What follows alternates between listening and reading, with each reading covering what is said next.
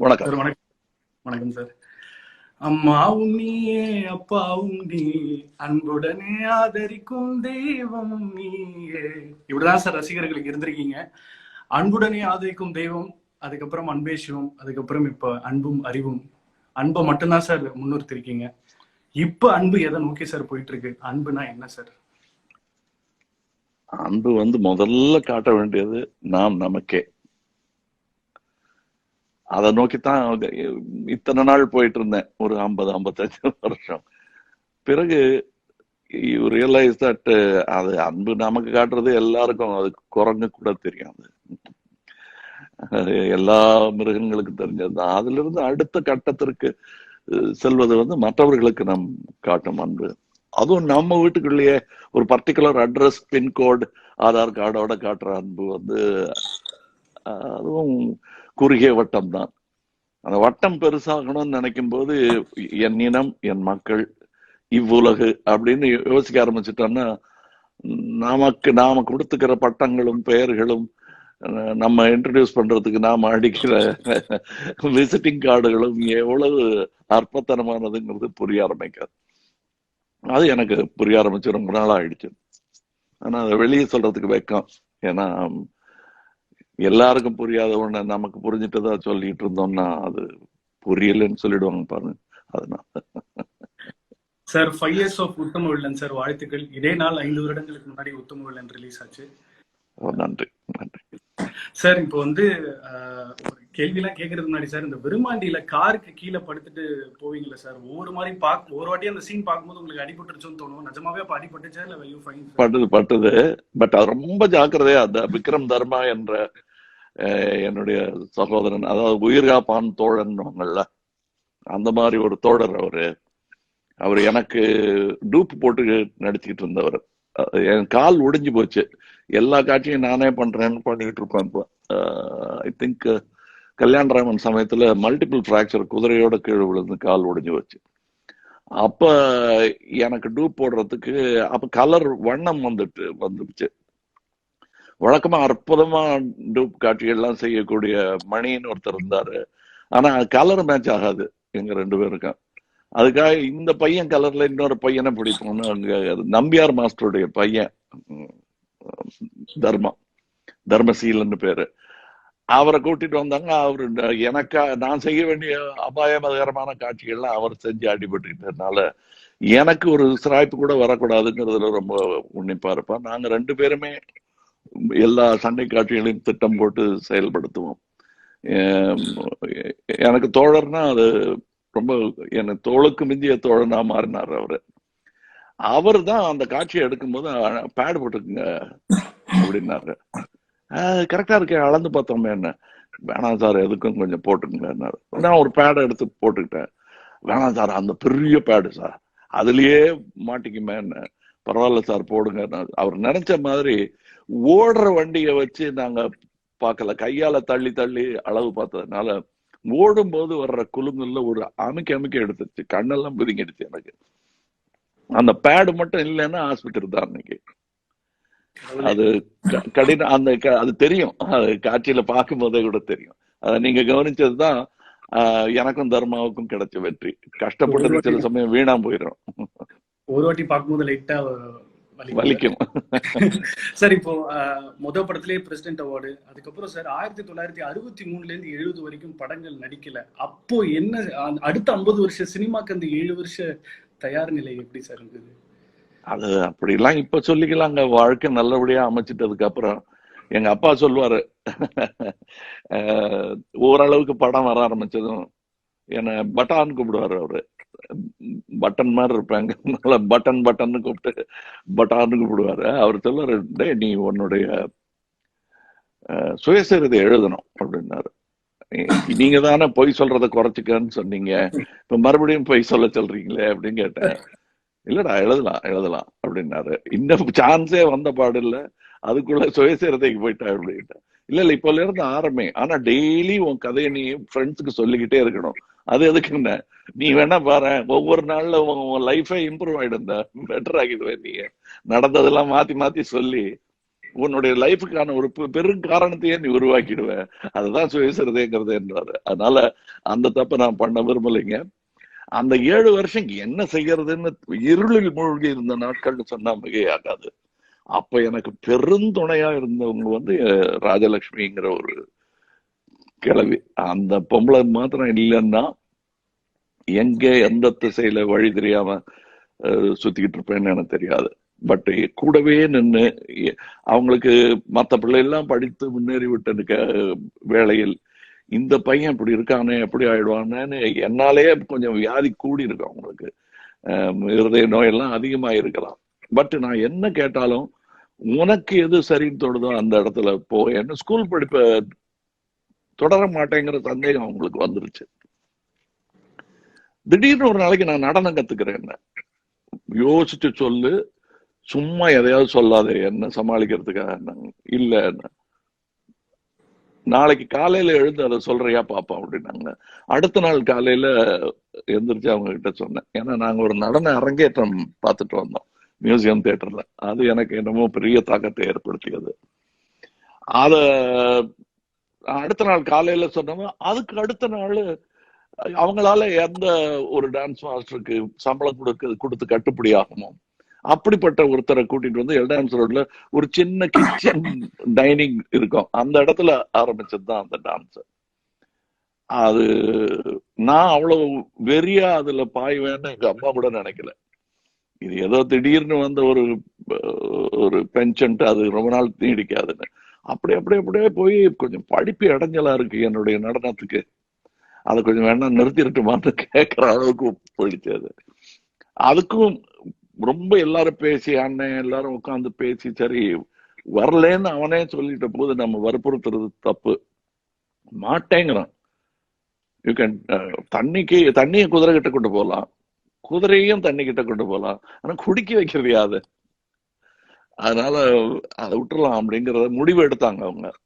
எங்க அம்மாவுக்கு பதட்டமாயி போச்சு. இது எப்படி வேணா போகும் போல் இருக்கு இந்த பிள்ளையோட வாழ்க்கைட்டு முன்னாடி வாசல்ல கடைகள்லாம் கட்ட ஆரம்பிச்சாங்க. அந்த வீட்டுக்கு வாசல்ல ஒரு 95 அடி என்னதான் அளக்க சொன்னாங்க. 95 அடி இருந்தா அவங்களே கணக்கு போட்டு எத்தனை கடை கட்டலான்னு. இது எதுக்கு இது அப்படின்னு கேட்டேன். விளங்காம போயிட்டேன்னா இந்த வாடகையை வச்சாவது நீ பொழைச்சிக்கலான்னு. அதுக்காக கட்டின கடை தான். நான் நடிகனானதுக்கு அப்புறம் கூட அந்த கடையெல்லாம் இருந்துச்சு. அந்த கடையை என்னுடைய ஆபீஸா மாத்தணுங்கிறது தான் தற்காலிக ஒரு குறிக்கோளா இருந்தது. அது என்னோட ஆபீஸா மட்டும் ஆகல, இன்று என் மக்களின் ஆபீஸாவும் மாறிடுச்சு. அது அந்த கடையில் தான். கைவசம் நம்ம கிட்ட ஒரு தாடி இருக்கு சார், அது இப்ப காட்ட போறேன் சார். ஆனா அதுக்கு முன்னாடி ஒரு டவுட் சார். ஒவ்வொரு முறையும் நீங்க நடிக்கும் போது இது ஒரு அபார செயலா இருக்கே, இவர் மனுஷனா அப்படின்னு கேட்க தோணுது. அதனால அது தெய்வ செயல்னு யாரும் நினைச்சிடக்கூடாதுல்ல சார். அதுக்காக what it takes to become Kamal Haasan sir? ரொம்ப ஒரு அல்ப சந்தோஷத்துல கேட்கிறேன் சார். What it டேக்ஸா? ஆமா சார். சார் அது எத்தனை குருமார்களை நான் இங்க லிஸ்ட் போடணும் தெரியுமா? எங்க அம்மால இருந்து ஆரம்பிச்சு எங்க அண்ணன் சந்திரஹாசன் இதுக்கு என்ன ஸ்டூடியோ கூட்டிட்டு போறது, என்னுடைய வசனங்கள்லாம் சரி பார்க்கிற என்னுடைய சகோதரி, குடும்பமே உட்கார்ந்து சரி பார்த்துட்டு இருப்பாங்க. நடிச்சு முடிச்ச காட்சியை நிம்மதியா வந்து படுத்து தூங்குவோம்னு இருக்க முடியாது. இப்படி பேசியிருக்கலாமே அப்படி பேசியிருக்கலாமே அதை விவாதம் பண்ணுவாங்க வீட்டுல. எங்க அப்பா உள்பட நான் மேடை பேச்சுக்கு 100வது நாள் விழாவுக்கெல்லாம் என்ன எல்லா இடத்துக்கும் ஏவிஎம் கூட்டிட்டு போனாங்க. வழக்கமா அந்த குழந்தை நட்சத்திரங்கள்லாம் கூட்டிட்டு போக மாட்டாங்க. ஒவ்வொரு ஊருக்கும் எங்க ஏரியால இருக்கிற ஊர்கள் எல்லா இடத்துக்கும் கூப்பிட்டு போனாங்க. அங்க ஒவ்வொரு மேடையில ஒவ்வொரு மாதிரி பேசணுங்கிறதுக்காக எங்க அப்பா தான் ஸ்பீச் ரைட்டர். அவரு அங்க பழக்கமான ஸ்பீச் இன்னைக்கும் கொஞ்சம் கை கொடுக்குதுன்னு வச்சுக்கலாம். அதுல இருந்து ஆரம்பிச்சு எனக்கு கிடைத்த அந்த வாய்ப்புகள் இருக்கு இல்லையா, என்எஸ் நடராஜன் ஒருத்தர் வருவதற்கு முன்னால் நடனம் கத்துக் கொடுக்கறதுக்கு, சண்முகநாட்சி எல்லாம் அது அந்த பஸ் டெர்மினஸ்க்கு போய் சேர்ந்து இனி இல்லைன்னு முடிகிற தருவாயில லாஸ்ட் பஸ் ஸ்டாப்ல ஏறின பையன் நான். அது எப்படி எனக்கு வாச்சதுன்னு சொல்ல முடியாது. அங்கிருந்து வந்து அதுக்கு பிறகு குல்கர்ணின்னு ஒரு கதக் மாஸ்டர், எல்லோருமே அன்புடன் எனக்கு பயிற்றுவித்தார்கள். தங்கப்ப மாஸ்டர், ஆர்ச்சி சக்தி, அதற்கு பிறகுதான் உங்களுக்கு வந்து அனந்து சாரும் பாலச்சந்திர சாரும் என் லைஃப்ல வராங்க. இதுக்கு நடுவுல எத்தனையோ கெட்டிக்கார ஃப்ரெண்ட்ஸ், இன்னைக்கு சில பேர் இறந்தே போயிட்டாங்க. அவங்க எல்லாம் பார்த்தா ரொம்ப பொறாமையா இருக்கும். அவங்க காலேஜுக்கு போயிட்டு இருந்தாங்க. என்னுடைய காலேஜ் அனுபவங்கள், பெற முடியாத அனுபவத்தை எல்லாம் செவிவழி செய்தியாக நான் அவங்க கிட்ட கேட்டு புரிந்துகிட்டு. நான் என்னுடைய தமிழ் வளர ஆரம்பிச்ச, தமிழ் ஆர்வம் எனக்கு வளர ஆரம்பிச்சது சண்முகநாச்சியினாலதான். அது வரையிலும் ஒரு ஆங்கிலோ இந்தியன் ஆளை வைத்துத்தான் நான் ஆங்கிலம் கற்க வேண்டும். ஆங்கில மீடியத்தில் தான் படித்தேன். நான் கிட்டத்தட்ட 7வது 8வது வாக்குல தான் நான் தமிழ் பேச ஆரம்பிச்சேன். அதனால தமிழ் ரொம்ப நாள் வீக்கா இருந்தது எனக்கு. இன்று கூட எழுத்துப்பிழைகள் வருவதற்கு காரணம், நான் தமிழ் கிளாஸ்ல உட்காந்துக்கிட்டு இங்கிலீஷ்ல நோட்ஸ் எடுத்துக்குவேன். அதெல்லாம் ரொம்ப அயோக்கியத்தனம் அது. பட் அதெல்லாம் செஞ்சுட்டு தானே நம்ம நல்லவனா மாறணும். சோ இவ்வளவு இருக்குங்க. எனக்கு பள்ளியில எனக்கு பாடம் எடுத்த சண்முகம் பிள்ளைன்னு இன்னொரு சண்முகம் அவரு. அந்த மாதிரி ஐயாவெல்லாம் இன்று நாங்கள் மாணவர்களாக இப்ப கூடினோம் 50 வருடம் கழித்து. அவர்களுக்கு எல்லோருக்கும் ஞாபகம் இருக்கிறது. நல்ல ஆசிரியர்களை மறக்கவே முடியாது. KT கோவிந்தராஜன் என்ற என்னுடைய ஹிஸ்டரி அண்ட் சோசியல் ஸ்டடீஸ் அப்ப ஒரு பாடம் உண்டு. அவர் எவ்வளவு நல்ல ஆசிரியர்ங்கிறதுக்கான உதாரணம், மற்ற பாடங்கள்லாம் நல்லா படிச்சு என்ன ஏறாம் வரையிலும் அந்த இண்டஸ் வேலி சிவிலைசேஷன் என்ன துரத்திக்கிட்டே வருவதற்கு காரணம் அவர் எடுத்த பாடம் தான். So this many people it takes to make a fairly successful fellow. Sir, முதல் முறையாக ஓபன் பண்ண மூலமா உலக நாயகன் அண்ட் மக்கள் செல்வன் விஜய் சார். வாங்க வாங்க. ஓ, இதான் தாடின்னு சொன்னார். நல்லா இருக்கீங்களா சார்? நல்லா இருக்கேன். நீங்க எப்படி இருக்கீங்க? நல்லா இருக்கு சார். முன்ன கொஞ்சம் பயமா இருக்கு சார், நடுக்கமா இருக்கு சார். நீங்க முதல் முறையா நீங்க வருவதற்கான காரணத்தை முதல்ல சொல்லி நான் ஒரு கதை சொல்லட்டுமா? சொல்லுங்க சார்.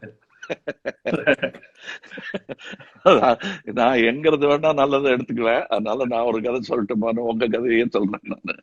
எனக்கு ரொம்ப அதாவது நீங்க இந்த பிக் பாஸ் நிகழ்ச்சியின் போது ஒண்ணு சொன்னீங்க, அடுத்த தலைமுறைக்கு எப்படி எடுத்துட்டு போறீங்க, உங்களுடைய நீங்கள் பெற்றதை கற்றதை எப்படி அடுத்த தலைமுறைக்கு கொண்டு போறீங்கிற மாதிரி ஒரு கேள்வி கேட்டீங்க. அதுக்கப்புறம் யோசிச்சு பார்த்தேன், ஐயோ நல்ல ஆழமான கேள்வியா இருக்க, எப்படி அப்படின்னா அதுக்கு பதில் நீங்களே தான். உங்க பையனுக்கு நீங்க என் சினிமா காட்டி சொல்லி கொடுக்குறீங்க இல்லையா, அப்படித்தான் எங்க அப்பாவும் எனக்கு சொல்லி கொடுத்தாரு. இப்ப நான் சொல்லிட்டு இருந்த அத்தனை குருமார்களும் வெவ்வேறு நடிகர்களை காட்டி எனக்கு என் நடிப்பை கத்துக் கொடுத்தார்கள். இல்ல சார், நான் என்னோட தொழில் சினிமாவா இருக்கனால என் தொழில் மூலமா தான் என் குழந்தைங்க சுத்தர முடியும்.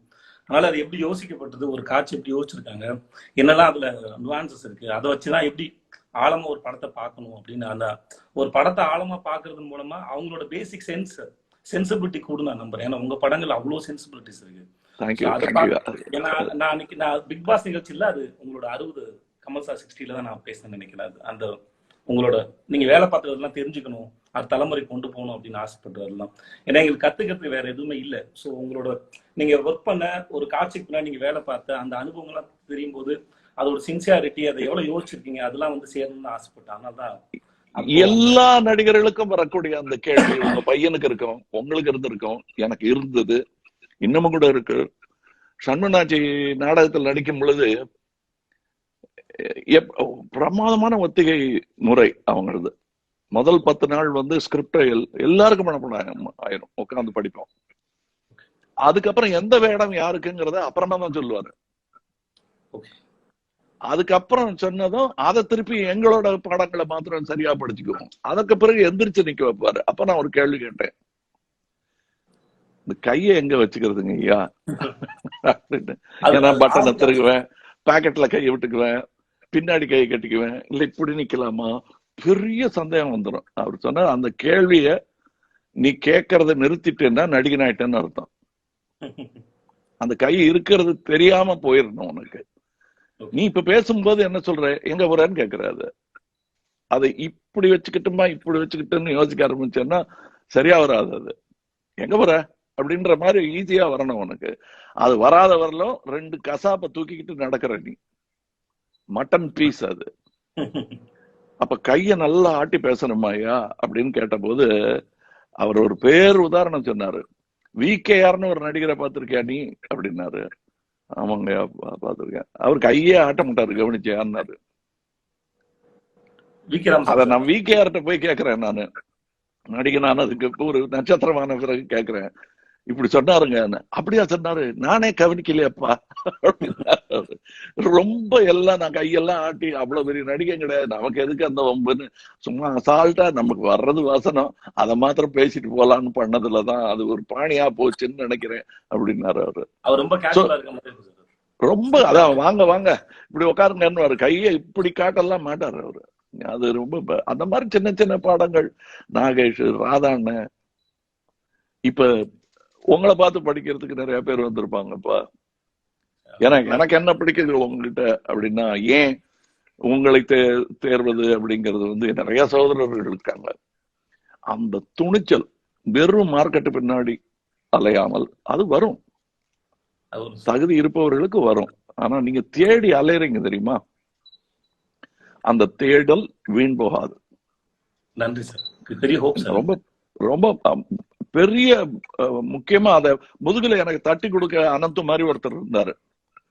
எனக்கெல்லாம் அப்ப நம்ம பத்திய ஒரு கழிப்பு நமக்கு கொஞ்சம் அதிகமாவே இருக்கும் மற்றவங்களுக்கு இருக்கிறத விட. நான் எவ்வளவு பெரிய கட்டிக்காரன், என்ன மதிக்க மாட்டேங்கிறாங்களேங்கிறது எல்லாரும் மனசுலயும் இருக்கிற எனக்கு இது மேல ஒரு கேள்வி. இப்போ நீங்க சொன்னீங்க மார்க்கெட்டுக்கு பின்னாடி ஓடாம நம்ம மேல நமக்கு இருக்கிற நம்பிக்கை அது.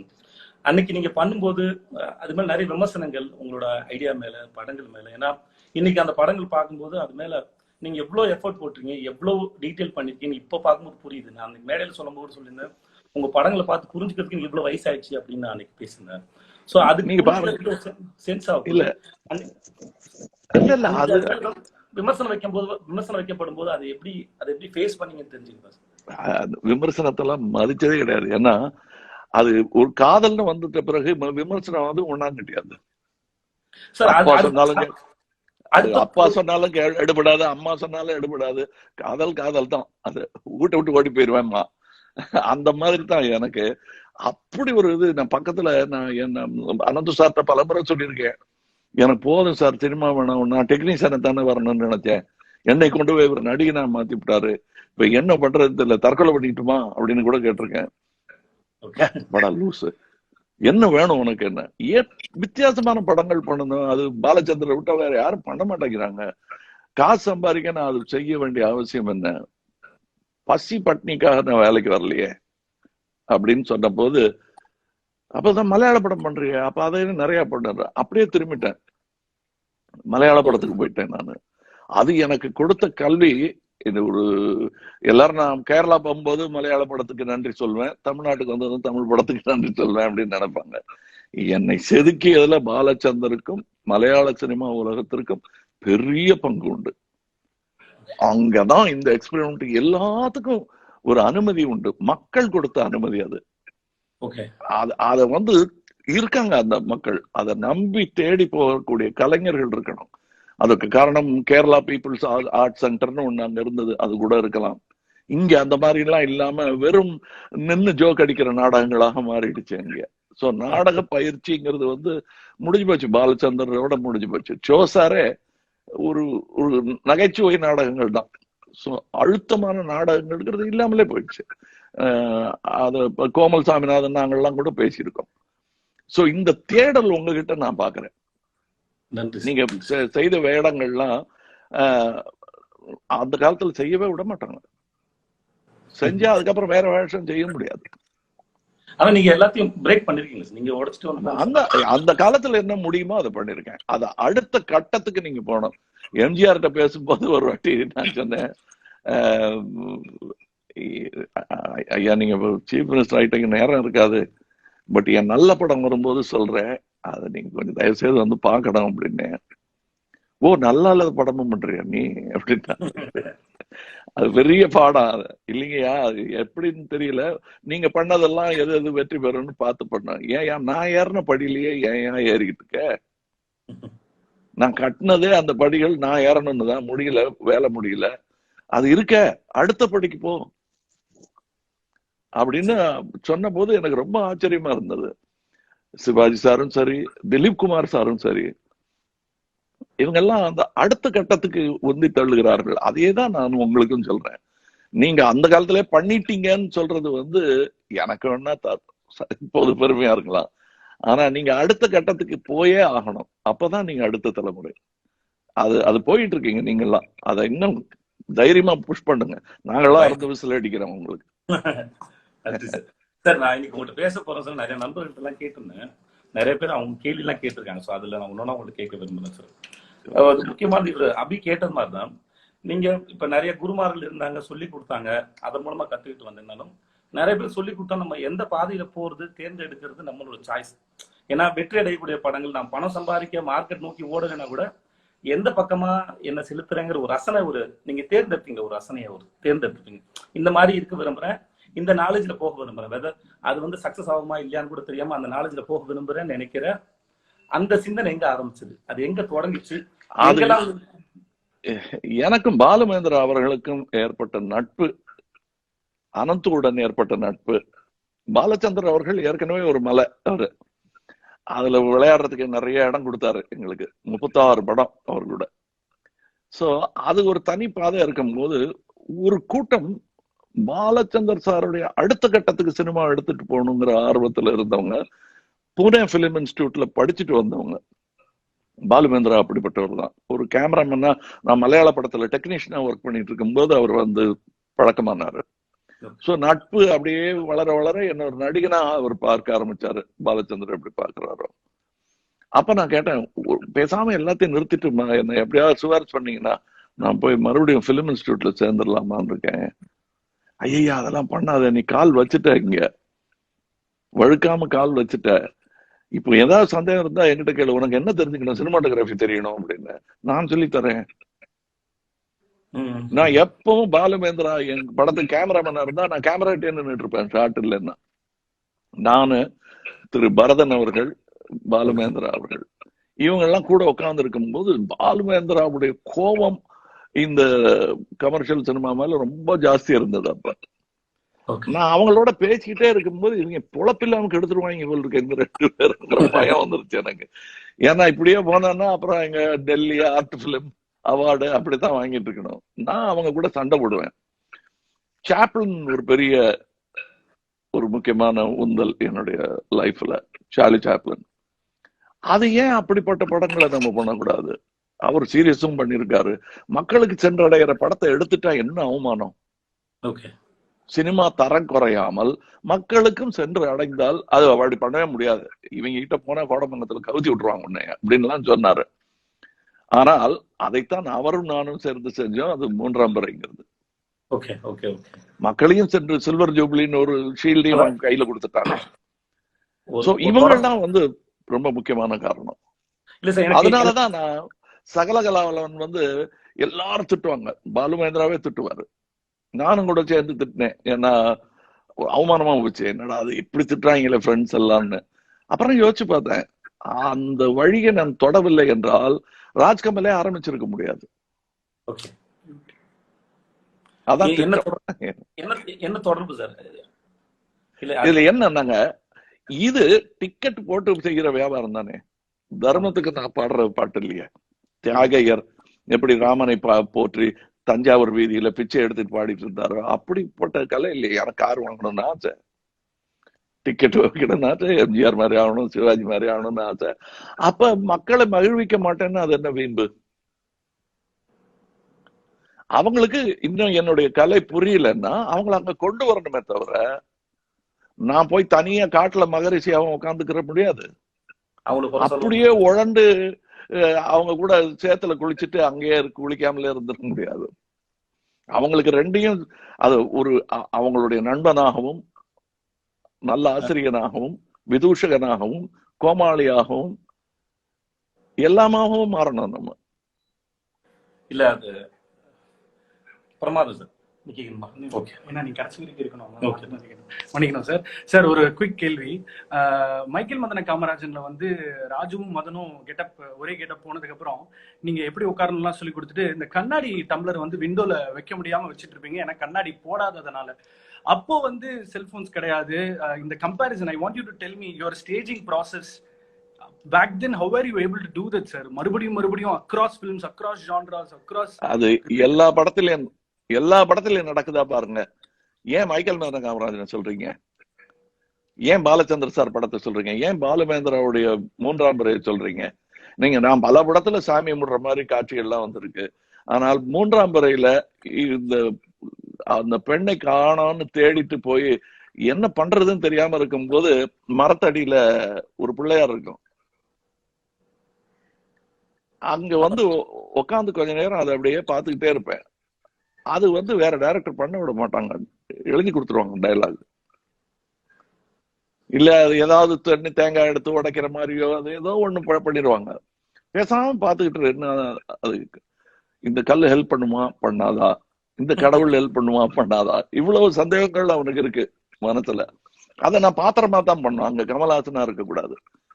சோ அதுக்கு வழி வகுத்து கொடுக்கணும். இப்ப சிங்கீதம் ஸ்ரீனிவாசராவ் நான் ரிஹர்சல் அதை பண்ணி காட்டினதும் குதூகலமா சிரிச்சுக்கிட்டு அதை விட்டுறாதீங்க, அது நல்லா இருக்கு அதை பண்ணுங்க அப்படின்னு சொல்லக்கூடிய அது பாலச்சந்தர் பண்ணுவாரு. திட்டவும் திட்டுவாரு. ஒரு விஷயம் பாத்தியா என்ன பண்ணா மத்தியா அவன் பிரமாதம்டா, பண்ற அப்படியே போ அப்படின்னுவாரு. அது இருக்கிற இடத்துலதான் நான் கலைஞராக எழுத முடியும். அதுக்கு ரொம்ப முக்கியம் இது டெமோக்ராட்டிக் ஆர்ட்டுங்க. தனியெல்லாம் உட்காந்து ராஜா ரவிவர்மா வரைஞ்ச மாதிரி ஒரு மாடல் நானுன்னு வரைஞ்சிட முடியாது. 200 பேர் சேர்ந்து செய்யற ஒரு கட்டர் சரியா பிடிக்க விட்டுட்டான்னா என் கண்ணீர் தெரியாம போயிடும். அது மாதிரி நடந்திருக்கு. சார், சந்தேகம். இப்போ ரிஹர்சல் நீங்க ரீசெண்டா உங்களோட வீடியோ ஒன்று பார்த்தேன் சார், வாட்ஸ்அப்ல வந்து சார். ரிஹர்சல் பத்தி நீங்களும் பண்ண முடியாம முந்தி சின்ன பட்ஜெட்ல ரொம்ப குறைவான செலவு எடுக்கப்பட்ட நாடகத்துக்கு அத்தனை ரிஹர்சல் பார்க்கும்போது திரைப்படத்துக்கு கண்டிப்பா ரிஹர்சல் பார்க்கணும் அப்படின்னு சொல்லுவீங்க. பட் ரிஹர்சல்ஸ் நிறைய பார்க்கும்போது பார்க்க அதோட என்னோட சந்தேகம் சார், அந்த பார்க்க அதோட தன்மை அது கொஞ்சம் வீக் ஆகுது, பழசாயிட அப்படின்னு ஒரு ஃபீல் ஆகுது. ஒரு காட்சி இப்ப அடுத்து பேச போற வசனம் இயல்பு வாழ்க்கையில தெரியாது.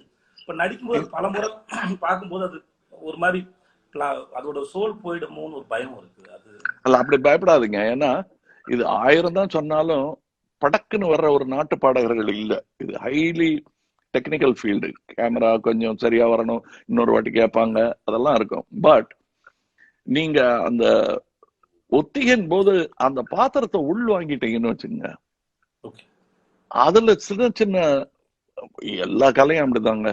பாலமுரளி கிருஷ்ணா அவர்கள் பாடுகிறார்கள் அப்படின்னா எத்தனை வருஷத்து ரிஹர்சல் அது. ஆனா அது ஒரு பாட்டாக இதுக்கப்புறம் இந்த ஸ்வரம் அதுக்கப்புறம் அதுங்கிற யோசனையே இல்லாமல் சந்தோஷமா அவருக்கு வந்துகிட்டே இருக்கும். அது வசனம் உள்ள இறங்கிடுச்சுன்னு வச்சுக்கோங்க ஃபுல்லா. அதுல என்னென்னமோ வேரியேஷன் பண்ணலானுங்க. இன்னொன்னு பாலச்சந்தர் சார் வந்து என்ன வைவாரு, நிறைய ரிஹர்சல் பண்ணிட்டு டேக்குக்கு வரும்போது இன்னொன்னு பண்ணிடுவேன். ஏன்டா என்ன இழவு கிடா இத்தனை மட்டும் ரிஹர்சல் பார்த்தேன், வேற என்னமோ பண்ணிவிட்டிய, எனக்கு பிடிச்சது வரலையே, சரி இதுவும் நல்லா தான் இருக்கு, சரி இப்படியே போ அப்படின்றாரு. எனக்கு வந்து இந்த ஒரே டேக்கில் முடிச்சுட்டாரு அப்படின்லாம் சொல்லுவாங்க நடிக்கிறதுல பத்தி. அது எனக்கு முக்கியமாவே தோணல சினிமால. அவரு தேவையில்லை. ஏன்னா நான் எனக்கு தெரிஞ்ச நடிக்கிறதுல நான் சொல்றேங்க, நம்ம எல்லாம் கூடி ஜோக்கெல்லாம் அடிச்சுக்கிட்டு இருப்போம்ல செட்ல, அவரை தனியா உட்காந்துருப்பாருங்க. யாராவது ஜோக் அடிச்சிட்டு இருந்தா அப்படின்னு எல்லாரும் நினைச்சுப்பாங்க கர்வி போல் இருக்கு, நம்ம கூட எல்லாம் கலந்து பேச மாட்டேங்கிறார். ஆனா கிட்ட போய் பார்த்தான்னா இந்த கந்தசஷ்டி கவசம் சொல்லிட்டு இருக்கிற மாதிரி வாசனம் ஓடிக்கிட்டே இருக்கும் அவருக்குள்ள. வெவ்வேறு மாதிரி இப்படி தலையை வச்சுட்டு கொஞ்சம் இப்படி தலையை வச்சுட்டு கொஞ்சம் பண்ணி பார்த்துக்கிட்டே இருப்பாரு, வெளியே காட்ட மாட்டாரு. அதாவதுங்க அந்த மாதிரி ஒரு ஒபீடியன்ட் ஆக்டரை பார்க்கவே முடியாதுங்க. நாமெல்லாம் கேள்வி கேட்போம், நான் கேட்பேன் கண்டிப்பா. ஏன்னா எழுத்தாளங்கிற ஒரு திமிரு. உங்களுக்கு அவருக்குமான உரையாடல் ஏதாவது ஒரு சுவாரஸ்யமான ஒரு 2-3 சொன்னீங்க சார்? நான் ஒரு கவிதையாவே எழுதியிருக்கேன், மறந்துட்டேன் இப்ப அதோட வரிகள். நான் அவர்கிட்ட ஒரு பேட்டி, ரொம்ப அதிக பிரசங்கரமா ஒரு பேட்டி கேட்டுட்டேன். ரொம்ப ரசிகன் நான் அவருக்கு. அவர் தங்கச்சுரங்கம்னு ஒரு படம் பண்ணாரு. ஓகே அதுல எம்ஜிஆர் மாதிரி தொப்பி போட்டுக்கிட்டு அந்த பாடல் எல்லாம் பாடுவாரு. அது கிணத்துக்குள்ள எடுத்திருந்தாங்க. ஓகே அவ கேட்கறத மரியாதை கேட்டிருக்கலாம். அந்த கிணத்துல உங்களை யார் தள்ளி விட்டதுன்னு கேட்டேன். நானா தான் விழுந்தேன் அப்படின்னு. ஆனா அது உனக்கு இப்ப புரியலப்பா. வியாபாரங்கிறது புரியும் போது உனக்கு புரியும். உடனே யாராவது தள்ளி விடுவாங்க, இல்ல நீயா குதிப்ப அந்த கிணத்துல இருந்தாரு. நீங்க எப்ப ஃபர்ஸ்ட் ஃபர்ஸ்ட் குதிச்சீங்க அந்த கிணத்துல? சகலம் தான்.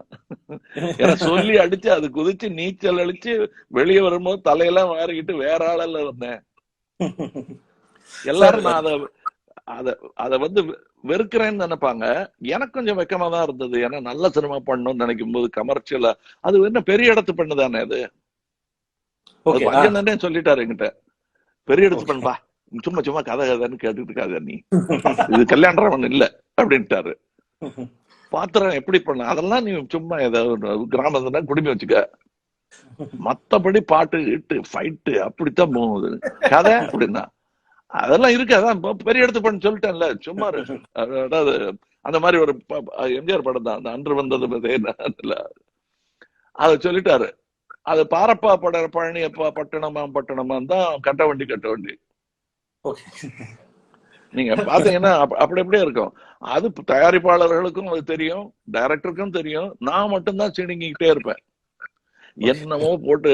ஏன்னா நான் குழந்தையில இருந்து தெரியும் அவன் என்ன படிச்சுக்கிட்டே இருப்பான். அவன் சந்தோஷத்துக்கு ஏதாவது ஆட விடுங்க அவன் சொல்றான்னு உடனே நான் அந்த மோட்டார் பைக்கை வச்சுக்கிட்டு ஹாப்பி நியூ இயர் அது ரிஹர்சல் பாக்குறேன்னு அதெல்லாம் நான் தான் கேட்டு பண்ணிக்கிட்டு இருப்பேன் நானு எல்லாத்துக்கும். ஆமா ஆமா ஆமா. அது நான் எங்கிட்ட விட்டுட்டு அங்கங்கிறதுனால இப்படி பண்ணலாம் அப்படி பண்ணலாம் தேவையில்லாம அடி எல்லாம் போட்டுக்கிட்டேன். அதுக்கு எம்ஜிஆர் கூட்டு திட்டினாரு அப்ப, எதுக்கு இதெல்லாம் நீ பண்றேன்ட்டு. அது இப்ப சிவாஜி சாரை பத்தி சொல்லிட்டு இருந்தேன் இல்லையா, அது வெவ்வேறு காலகட்டத்துல வெவ்வேறு மாதிரியான. சிவாஜி சார் ரொம்ப ரசிச்சதுக்கும் அவர்கிட்ட உங்களுக்கு ரொம்ப இன்ன வரைக்கும் நீங்க அவரை பத்தி பேச ரொம்ப எக்ஸைட் ஆகுதுங்க. அவர்கிட்ட நீங்க ரொம்ப ரசிச்சது இல்ல ரொம்ப பிடிச்சது அவர் ஒர்க்கை பத்தி இல்ல அவரை பத்தி ஏதாவது அவருக்கு கடைசி வரலாம் அவர் அந்த நாடக கம்பெனில இருந்து வெளியே கொஞ்சம் பணக்காரங்களோட பழகின அவ்வளவுதான் சார் புது சிவாஜி கணேசன் என்று சொல்லக்கூடிய மனிதர். மற்றபடி பழைய ஆள் தான் சார் அவரு. அவரு ரொம்ப சாதாரணமான ஆளா அதை சொல்லுவாரு அவரு. அது ரொம்ப ஆச்சரியமா இருக்கும். சில விஷயங்கள் அவருக்கு தெரியாது. அவருக்கு கார் ஓட்ட தெரியாது சார். அதுக்கப்புறம் இந்த ரூபானா பைசாவுடைய அளவுகள் இதெல்லாம் மாறி போனதும் கணக்கு பார்க்க தெரியாது அவருக்கு. பொன்மகள் வந்தால்னு ஒரு படம் சொர்க்கம்னு ஒரு படத்துல வரும் பொழுது அங்க நிறைய சில்லறை எல்லாம் போட்டு வச்சிருந்தாங்க. அப்ப நாடக நடிகர்கள் எல்லாம் கிண்டல் அடிப்பாங்க. ஓ இதான் அந்த புது ரூபா சில்லறை பார்த்து ரொம்ப நாள் ஆச்சுன்னாராம். அதை இவங்க என்ன நினைச்சிட்டாங்க, என்ன திமிரு பார்த்தியா சோத்துக்கு இல்லாம அலைஞ்ச ஆளு, சில்லறை பார்த்து நிஜமே அதுதான். அவர் ரூபாயை தொட்டதே கிடையாது. அதுக்கப்புறம் அவர் பணம் அட்வான்ஸ் கூட கையை நீட்டி வாங்கினது கிடையாது. எனக்கு எப்படி தெரியும்னா நான் கொடுத்துருக்கேன் அவருக்கு அட்வான்ஸ். சரி என்ன அப்படின்னு வேற யாருக்கும் திறந்து பார்க்க மாட்டாரு அவரு. அது நான் பார்த்து வியந்த எல்லாத்தையும் அவங்க சண்முகம் பாத்துக்கிட்டாரு. அதுக்கப்புறம் ராமு பாத்துக்கிட்டாரு. அவர் பாங்க ஒண்ணுமே அவரை ஏர்போர்ட்ல கொண்டு போய் தனியா விட்டுட்டேன்னா அவர் சொன்னாரு, நீ என்னடா பிரான்ஸ்ல இருந்து லண்டன் போறேங்கிற, எப்படி போவ அப்படின்னு கேட்டாரு. நான் அவரோட போயிருந்தேன் அங்க.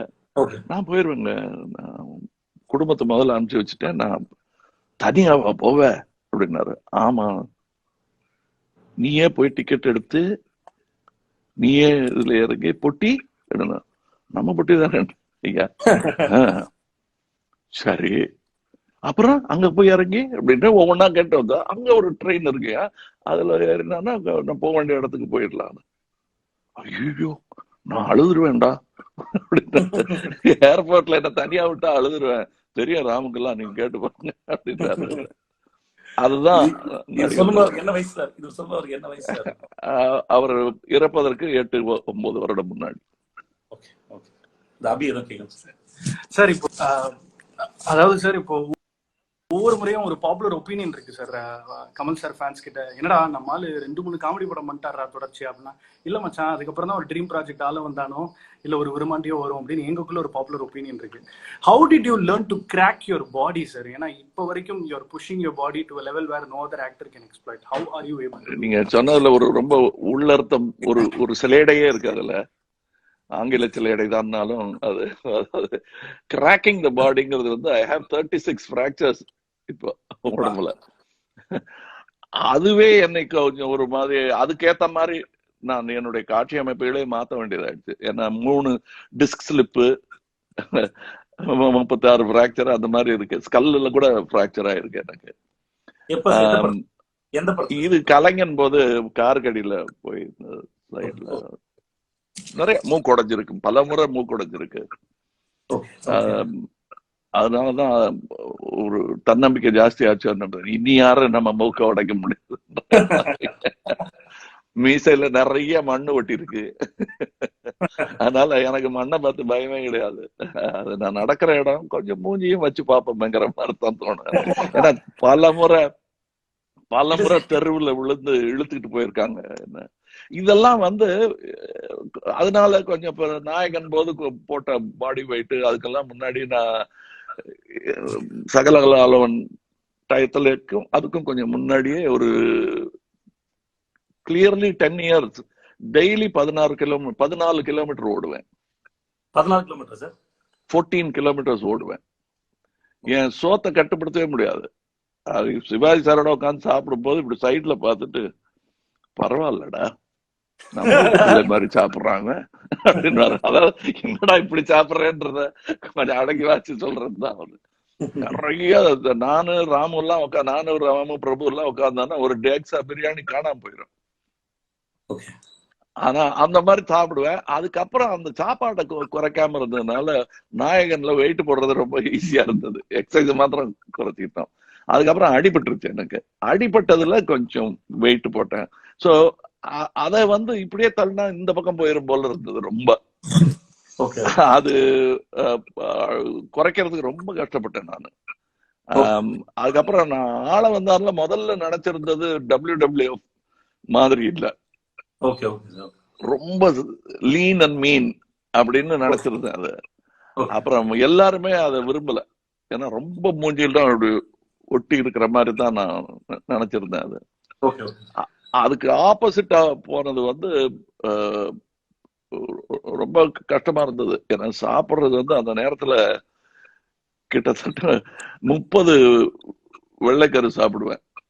30 வெள்ளைக்கரு முட்டை. ஐயோ, அதுக்கப்புறம் முட்டை சாப்பிட ஒரு 10 வருஷம் ஆச்சு எனக்கு. அதுக்கப்புறம் முட்டை நல்லா வேணாங்கிற மாதிரி. அது மட்டும் தான் கொடுப்பாங்க. சிக்கன் கொடுப்பாங்க, சோறு கிடையாது. Daily exercise. அது விட்டதுக்கு அப்புறம் உங்களுக்கு நீங்க பாத்தீங்கன்னா பம்மல் கே சம்பந்தத்தெல்லாம் கிட்டத்தட்ட நம்ம பழைய ஸ்டண்ட் ஆளு மாதிரி ஆயிட்டேன்.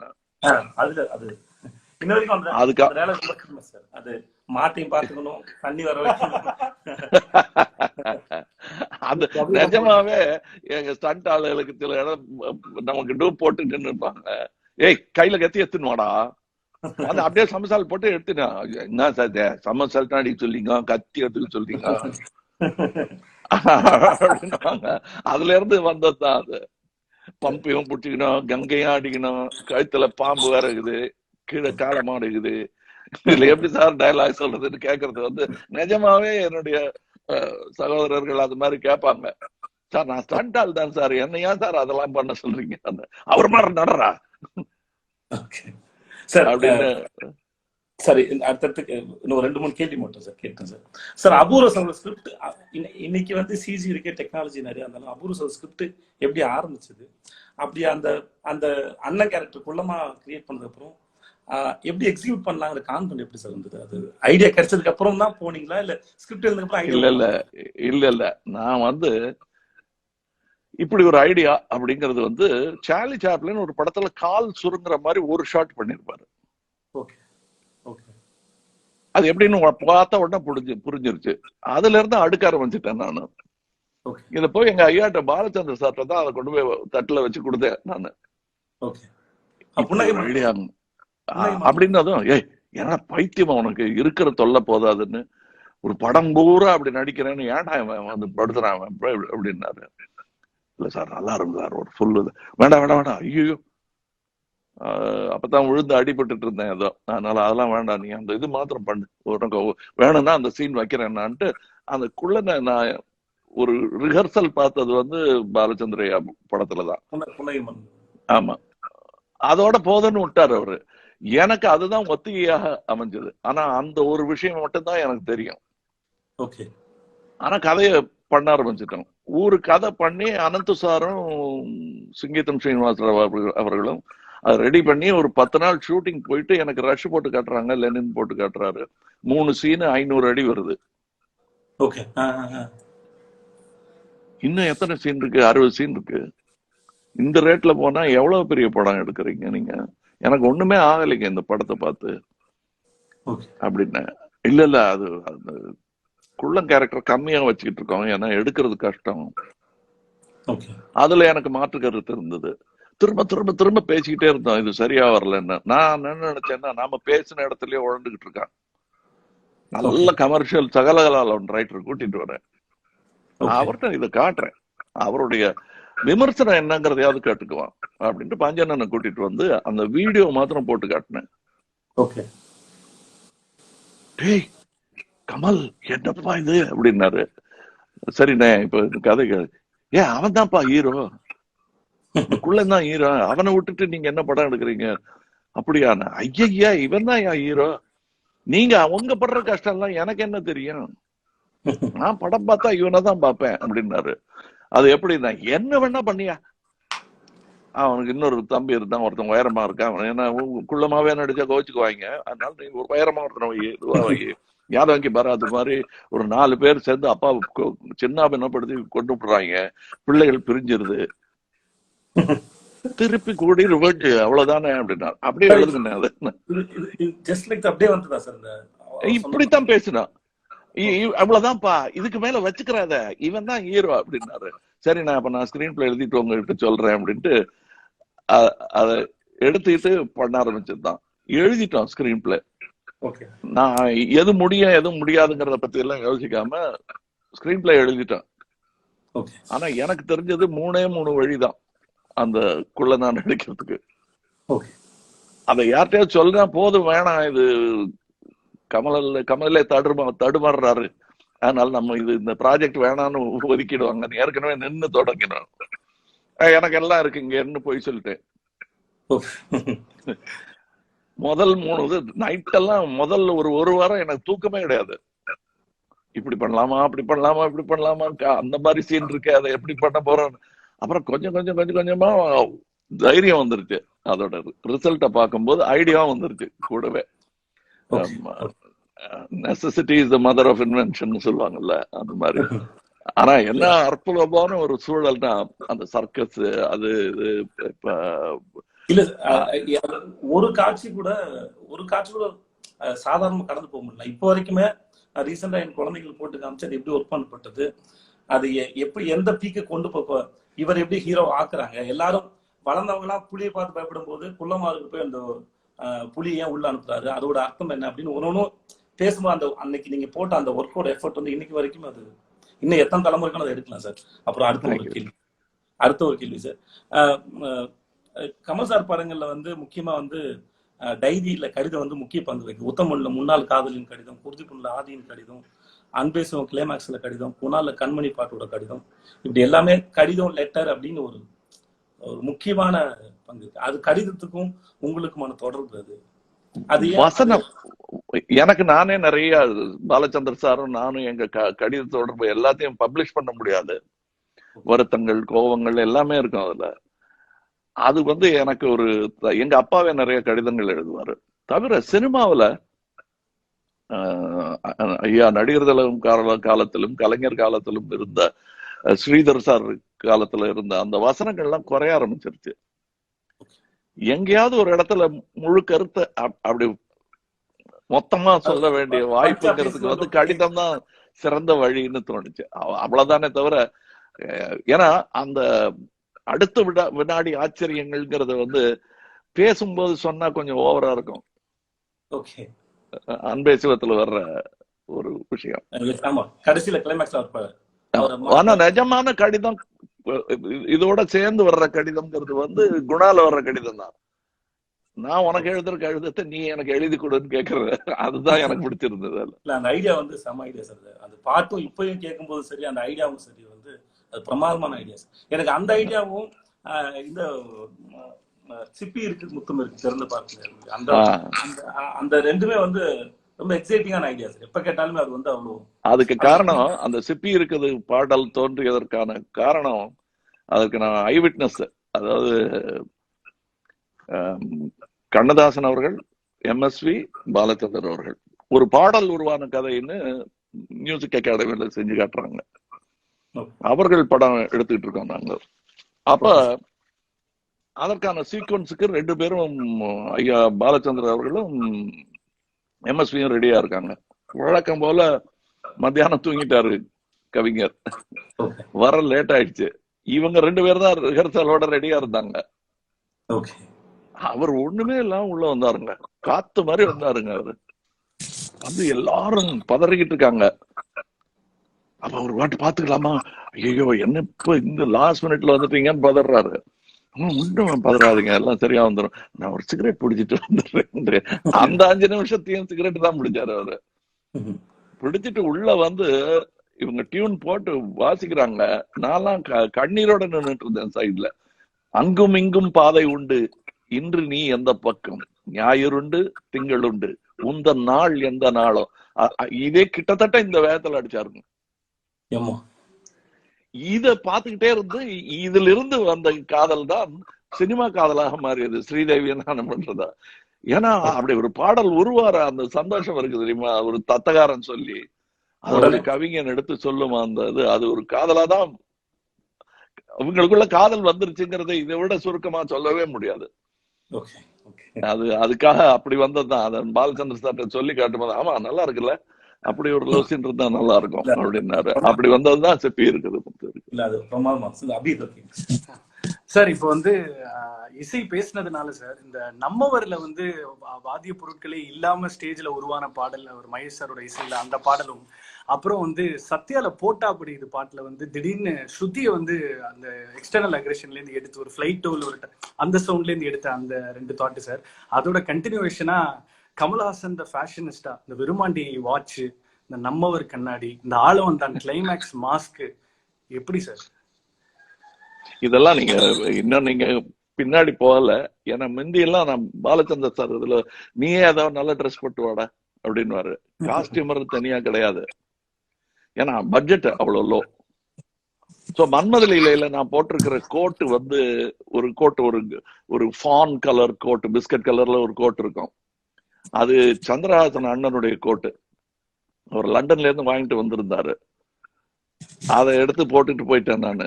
அதுக்கு பேரே மன்மதலியில கோட்டு, நீயே வச்சுக்கடா அப்படின்னு என்கிட்ட கொடுத்துட்டு விட்டாரு அவரு.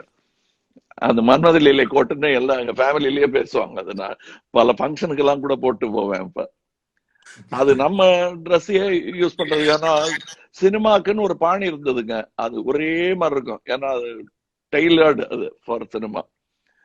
அந்த காலத்துல ஒரு பெல் பாட்டம் கேட்டானா கூட தெரியாது அப்ப அவங்களுக்கு. ஏன்னா ஃபேஷனோட தொடர்பு இல்லாம இருந்தாங்க அங்க சினிமாக்காரங்க. ஏன் இன்னும் சொல்ல போனா இலக்கியத்தோடயே தொடர்பு இல்லாம இருந்தாங்க. அதனால எல்லாம் அப்படியே பண்ணி பழகிட்டோம். ரெட் ரோஸ் போது, ஏன் இவர் 16 வயதுல போது கூட அவருக்கு எனக்கு ஒரு சட்டை ஏதாவது ஒண்ணு போட்டுக்க அப்படின்னு காக்கி சட்டை ஒண்ணு கொடுத்தாங்க. அதை போட்டு நான் படுத்து நான் பாட பார்த்து என்ன நாய் குதற மாதிரி பண்ணிட்டேன். அதை போட்டு கட்டி பரண்டு அது கூட கல்ல வச்சு அடிச்சு என்னென்னமா பண்ணிட்டு இருந்தேன். அதை பார்த்து ரசிச்சுக்கிட்டே இருந்தாரு பாரதி ராஜா. கிருக்கையா இவன் அப்படின்னாரு. அந்த கேரக்டர் எப்படி சார் ஃபார்ம் ஆச்சு? அந்த 16 கேரக்டர் எப்படி அந்த அதுல சப்பானின்னு அவங்க வந்து ஒரு கேரக்டர் வச்சிருந்தாங்க. நொண்டணுங்கிறது அவர் மனசுல இல்ல. Okay okay okay.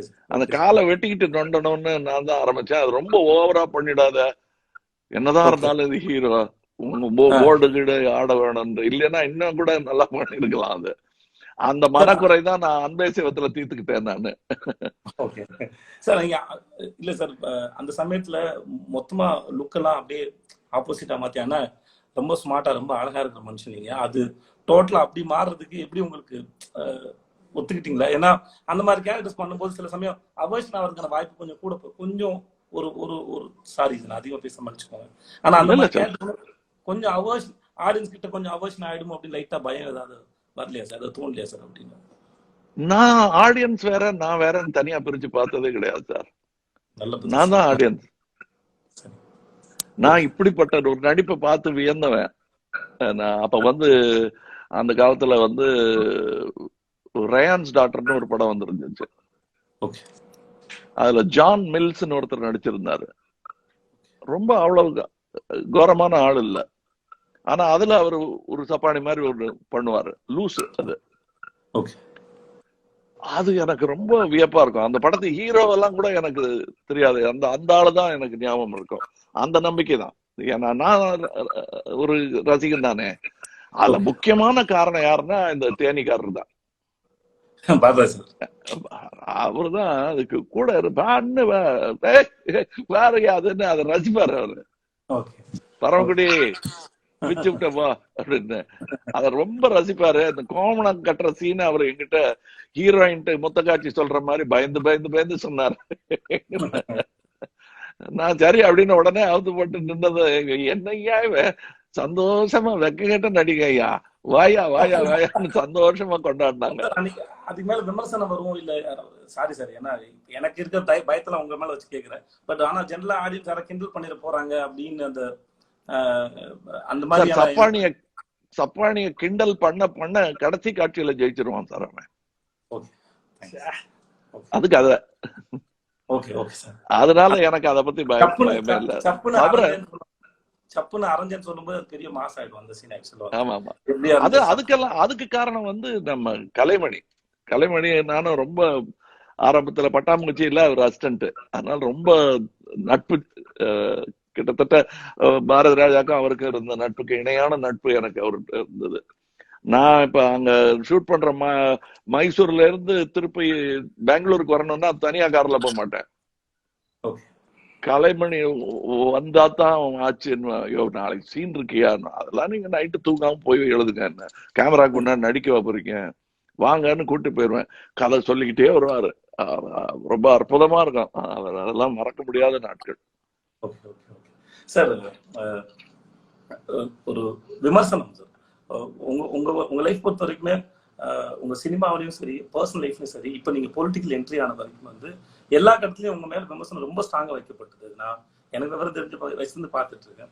ஜெனரலா பேசறதா இருக்கும், படங்கள் எதுவாவது இப்ப நான் அன்பே சிவத்தை ரொம்ப ரசிச்சு பார்த்துருக்கேன். அந்த படத்து மேல ஏதாவது விமர்சனம் சொல்லுவாங்க, அது மேல இருக்கிற எஃபர்ட்டை தாண்டி அதை ரசிக்கிறத தாண்டி அது மேல வேற ஒரு தவறான ஒரு விமர்சனம் வந்துட்டே இருக்கும். அப்போ உங்க மேல சினிமா சார்பில் வைக்கப்படுற விமர்சனமும் உங்களுடைய பர்சனல் லைஃப் பத்தி வைக்கப்பட்ட விமர்சனமும் இது எப்படி ஃபேஸ் பண்ணீங்க? ஏன்னா இப்ப கேட்கும்போது பல சமயம் கோவம் வருது, எரிச்சல் வருது, பதில் சொல்லணும்னு தோணும். ஆனா நீங்க அன்பேசம் பார்த்து ஒரு டைலாக் சொல்லிருப்பீங்க, நிதானத்தோட கோவப்படணும் அப்படின்னு சொல்லிட்டு. அந்த வசனம் வந்து ரொம்ப ஸ்ட்ராங்கான வசனம் அது ஆக்சுவலா. நீங்க நிதானத்தோட அன்பேசம் படத்துல ஒரு வசனம், நிதானத்தோட கோவப்படணும் அப்படின்னு சொல்லிட்டு. நிதானத்தோட கோவப்படணும். இப்ப நீங்க இந்த மாதிரி நீங்க ஃபேஸ் பண்ணும்போது நிதானம் எந்த அளவுக்கு இருக்கு, எவ்வளவு தூரம் கண்ட்ரோல் பண்ணிக்கிறீங்க? அது இல்ல, நான் வந்து அடிக்கலாம் போயிருக்கேன். அது வந்து அர்த்தமற்றது. அப்ப எனக்கு 19-20 வயசுன்னு வச்சுக்கோங்க.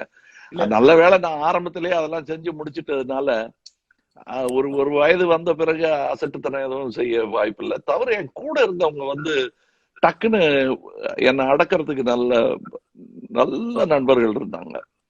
என்னை விட கோபக்காரர் ஆர்சி சக்தி.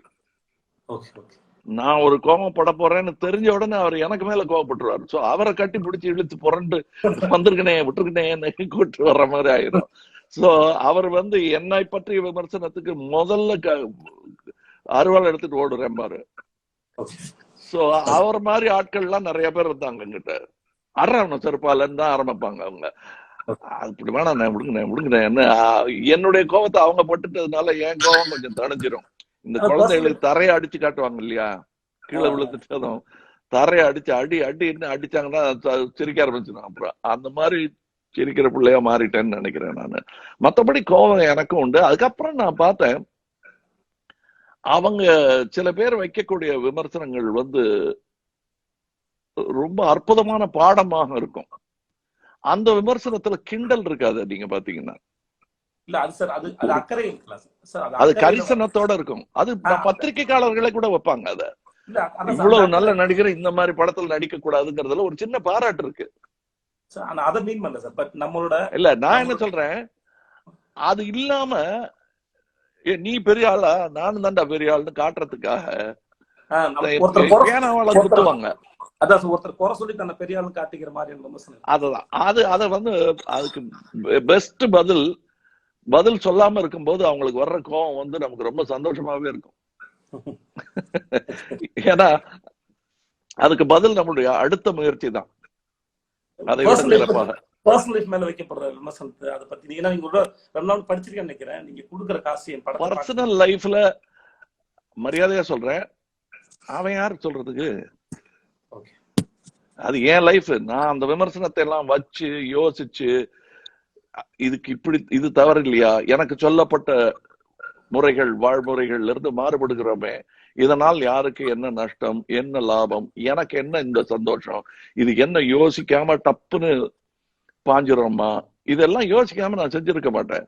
ஒரு பெரிய முடிவு அப்படி எடுக்கும் பொழுது இதுதான் நாளைக்கு என்னை கண்ணாடியில பார்த்துட்டு சவரம் பண்ணும் போதோ தலை வாரிக்கும் போதோ என்னை பார்த்து புன்னகைக்கணும்னா என்னுடைய நேர்மை எனக்கு புரியணும். அப்படித்தான் நான் எடுத்த முடிவுகள் எல்லாமே. அது கொஞ்சம் வித்தியாசமாக இருந்திருக்கலாம். என்னுடைய பகுத்தறிவே எதுக்கு நீ அதெல்லாம் வெளியே சொல்லிட்டு இருக்க அப்படின்னு கேட்டாங்க. பட் எனக்கு அதன் மூலமாக கிடைத்தது அன்பு. ஏன்னா அவங்க என்னை தாக்க வருவர்கள் எல்லாம் சரி, அவங்களுக்கு ஏதோ ஹர்ட் ஆயிடுச்சு, அதனால அப்படி வராங்க.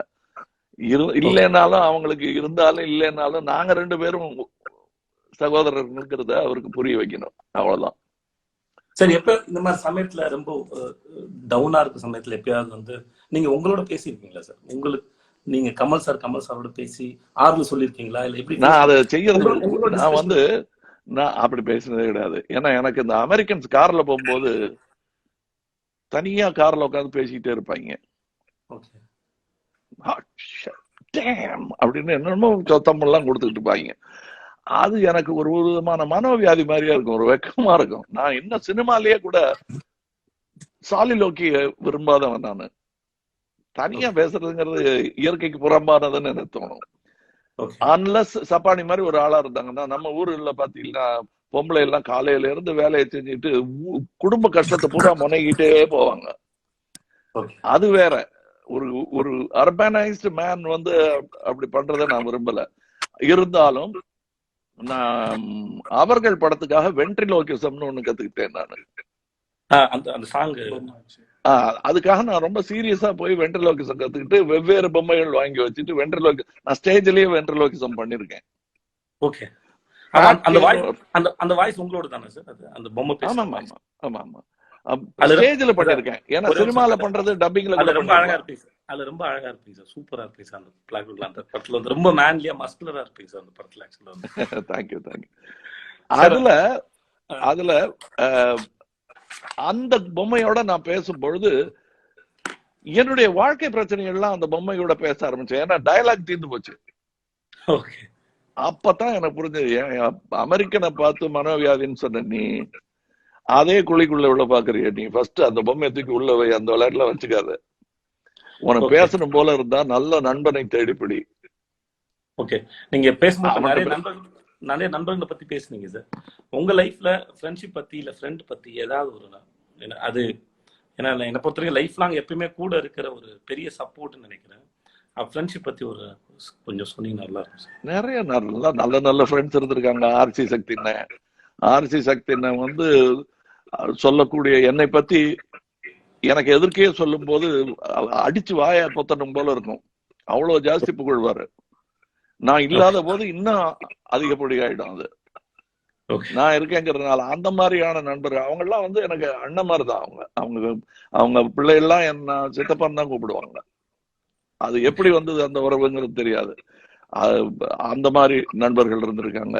சந்தான பாரதி எல்லாம் வந்து ஸ்கூல்ல படிக்கும் போது ஏற்பட்ட தொடர்பு. Okay okay. யாரோ ஒரு காலகட்டத்துல அவர் ரொம்ப காமெடியெல்லாம் நடக்கணும் எங்க லைஃப்ல. நான் தனியா வாழ்ந்துட்டு இருந்தேன் கல்யாண பிரிவுக்கு பிறகு. அப்ப யாரோ சொல்லிவிட்டாங்க, பாருங்க அவரு பேச்செல்லாம் சரியில்லை, ஏதாவது தப்பு பண்ணிட போறாரு அப்படின்னு சொல்லியிருப்பாங்க உங்களுக்கு. நான் ஆபீஸ் வேலையெல்லாம் முடிச்சுட்டு தனி வீடு வந்து படுத்துட்டு ஒரு புக்கை படுத்திட்டு ஒரு ட்ரிங்க் வச்சுட்டு படிச்சுக்கிட்டு இருக்கேன். திடீர்னு பின் கதவை ஒட்டச்சுக்கிட்டு வர்ற மாதிரி வந்தான். அந்த கதை திறந்துருக்குன்னு தெரியும். இவர் வந்தாரு பாரதி, அப்படின்னு உரிமிட்டு வந்தாரு. என்ன அப்படின்னு, என்ன பண்ற? ஏய் என்னடா அது பைத்தியக்கார மாதிரி, என்ன படிச்சுட்டு இருக்கேன், என்ன அது என்ன பக்கத்துல என்ன ட்ரிங்க், நான் குடிக்கட்டுமா? சரி வா இன்னொரு கிளாஸ், அது வேணும் எனக்கு அப்படின்னு. என்னடா சரி அப்படின்ட்டு குடிச்சிருவேன். சரி கொடுத்து சொல்லடா என்ன என்ன படுத்துறான்ட்டு நான் இன்னொரு கிளாஸ் எடுத்ததும் என்ன நீ தற்கொலை ஒட்டிக்கு போறேன்னு கேட்டு என்ன கண் கலக்கிட்டான். அதெல்லாம் பண்ண மாட்டேன், கவலைப்படாது. இந்த மாதிரி எல்லாம் இது உண்மையான அன்பின் பிரதிபலிப்பு. இது சினிமால வர்ற சீன் மாதிரி. இது இல்ல, அவர் அதை செக் பண்றது, அவர் குடிச்சிருன்னு சொன்னதும் அவர் குடிச்சிருந்தா சார் ரொம்ப ஆச்சரியமா. அது அது அவ்வளவு அது அது தற்கொலை பண்ணிக்க போன்னு நினைச்சு பயந்து அவர் அதை குடிச்சது வந்து அதோட நான் குடிச்சிருவேன் அதை கண்டுபிடிக்கிறாரா விஷமா இல்லையா. அதெல்லாம் இன்னும் 2-3 கேள்வி தான் சார். Sorry sir. அதுக்கு சார் இங்க நம்ம இண்டஸ்ட்ரியில வந்து நிறைய டெக்னாலஜி, லைவ் சவுண்டா இருக்கட்டும் இல்ல டிஜிட்டல் கேமராவா இருக்கட்டும், இதெல்லாம் ஃபர்ஸ்ட் கொண்டு வரும்போது இவங்க எப்படி அக்செப்ட் பண்ணிக்கிட்டாங்க, இல்ல அக்செப்ட் பண்ணாங்க எப்படி நீங்க நம்பினீங்க? முதல்ல வரும்போது வெறுமான லைவ் சவுண்ட் ஆகட்டும், ஒரு பயம் வரலையா சார்? சரியா வருமான்ற ஒரு பயம் இருந்ததா? இல்ல அப்புறம் டெக்னாலஜி பயம் இருக்கத்தான் செய்யும். பட் நம்ம ஆசை வந்து பயத்தை மிஞ்சிடுங்க. நம்ம செஞ்சு பார்க்கணுங்கிற ஒரு ஆசை இருக்கு இல்லையா? அது இப்ப அப்படித்தான். எவரெஸ்ட் மலை ஏறுறதுக்கெல்லாம் என்ன அர்த்தம் எனக்கு கேட்டா ஏறுறவங்களுக்கே புரியாது அதுல. பட் ஆனா சார் எதிர்ப்பு தெரிவிப்பாங்க. ஆவிட் எடிட்டிங் கொண்டு வரும்போது கூட நிறைய எதிர்ப்பு தெரிவிச்சதா கேள்வி நிறைய இருந்தது. இதுக்குத்தான் சொன்னேன் வேணான்னு. தடுக்கி விழாம குழந்தை நடக்கவே முடியாது. பட் ஆரம்பிச்ச உடனே ஒரு சின்ன தடங்கள் வந்துட்டு இதுதான் வேணான்னு, அதுவும் நம்ம கூடயே இருப்பாங்க அதுக்கு ஆளு, அழுவாங்க. அதெல்லாம் கடந்துதான் வரணும். இன்னொரு ஒண்ணு இங்க ஒரு பதிவுக்காக சொல்ல விரும்புறேன். விருமாண்டிக்கு முன்னாடி லைவ் சவுண்ட் பண்ணது வந்து ஹேரான்ல தான். அது இன்னும், ஆனா எனக்கு அது கூட ஸ்ரீவாத்சவ்னு ஒருத்தர் இருந்தாரு, எனக்கு தைரியம் கொடுத்து கூட இருந்து. அதுக்கு பிறகு முக்கியமா ஸ்ரீதர், சில பெசகள் நடந்தது, அதுல ரொம்ப பெரிய தப்பெல்லாம் நடந்துச்சு அதுல. ஏன்னா அதற்கான ஒரு ஆயத்தமே இல்லாத பிலிம் இண்டஸ்ட்ரி நம்முடைய இண்டஸ்ட்ரி. உங்களுக்கு எப்படி அது மேல எவ்வளவு தைரியம் வந்தது? ஏன்னா ஓன் ப்ரொடக்ஷன் வேற. நான் கேள்விப்பட்டேன் ஹேராம் அது ஓன் ப்ரொடக்ஷன் வேற. ஹேராம் பண்ணி முடிச்ச அப்புறம் நான் நாசாரோட ஒரு ஆண்டவன் கட்டில ஒர்க் பண்ணும்போது சொல்லிட்டு இருந்தாரு, பண்ணி முடிச்சோன்னே கமல் சார் கையில சுத்தமா பைசாவே கிடையாது அப்படின்னு சொல்லிட்டு இருந்தாரு அவரு. ஹேராம் பண்ணி முடிச்சதுக்கு அப்புறம். ஆனா அந்த தைரியம் எப்படி சார் இருந்தது அந்த சமயத்துல? லைஃப்ல அவ்வளவு பெரிய ரிஸ்க் எடுக்கிறதுக்கு எப்படி சார் அவ்வளவு தைரியம் வந்தது? ஏன்னா இங்க நான் வந்து நானு சக்தி ஒரே நிமிஷம். ஏன்னா இங்க வந்து அடிப்படையா சொல்லி தரப்படுறது வந்து பாதுகாப்பா வாழணும், பணம் முக்கியம், பாதுகாப்பு முக்கியம். சினிமாவுக்கு வந்து அந்த பயமுறுத்துறாங்க, பத்திரமா வச்சுக்கோங்க பணத்தை. அதெல்லாம் சரி. ஏன்னா எனக்கும் தியாகராஜ பாதர் கண்ணு தெரியாம எக்மோர் ஸ்டேஷன்ல உட்கார்ந்து இருந்தது, கூட்டமே இல்லாம இருந்தது. அதெல்லாம் அப்படின்னு சொன்ன போது நான் அப்ப எனக்கு என்ன 16-17 வயசு இருக்கும், 18 வயசு இருக்கும். அதனால ஜாக்கிரதையா இருக்கணும்ப்பா அப்படின்னுவாங்க. நான் சொல்றேன், எக்மோர் ஸ்டேஷன்ல எனக்கு கூட்டமே இல்லாம நான் உட்காந்து பழகிட்டேன். நான் சான்ஸே வரல, அப்ப வராதுதான் அப்படின்னு. அதே மாதிரிதான் எனக்கு அதை பத்தி கவலை இல்லைன்னு சொல்லிட்டு நானும் சக்தி நல்லா பேசும்போது, எப்பா இவ்வளவு ரூபா இருந்தா போதாது, நமக்கு என்ன வேணும் அப்படின்ட்டு நாங்க நைட்டு படுத்துக்கிட்டு பேசிட்டு இருப்போம். அப்ப இவ்வளவு இருந்தா போதாது, இவ்வளவுதானே இடம், இதுக்கு என்ன ஆக போகுது, அப்ப நம்ம நினைச்சதை செஞ்சுட்டு தானே செய்யணும் அப்படின்னு பல முறை பேசினது உண்டு. ஹேராம் படம் பார்த்துட்டு வந்து என்னுடைய நண்பர் ஒருவர் கண் கலங்க, என்னங்க இது இவ்வளவு பணம் செலவு பண்ணி இப்படி, அது எனக்கு பயமா இருக்கே. இல்ல எனக்கு பயமா இல்ல, எதுக்கு பண்ணீங்க இந்த படம் அப்படின்னு கேட்டாரு. நான் சக்தினனுக்கு நானும் குட்டிச்சவர் மேல உட்காந்துட்டு பேசும்போது எனக்கு காசு வந்தா இப்படி ஒரு படம் பண்ணி காட்டுவேன் அப்படின்னு சொன்னேன். அதுக்காக பண்ணேன், அவ்வளவுதான். அன்னைக்கு எனக்கு இத்தனை ரூபா இருந்தா போதுன்னு இருந்துச்சு இல்ல. அதுல இருந்து பெரிய ஒரு 3.5 அடி உயரமா இல்லை நான்.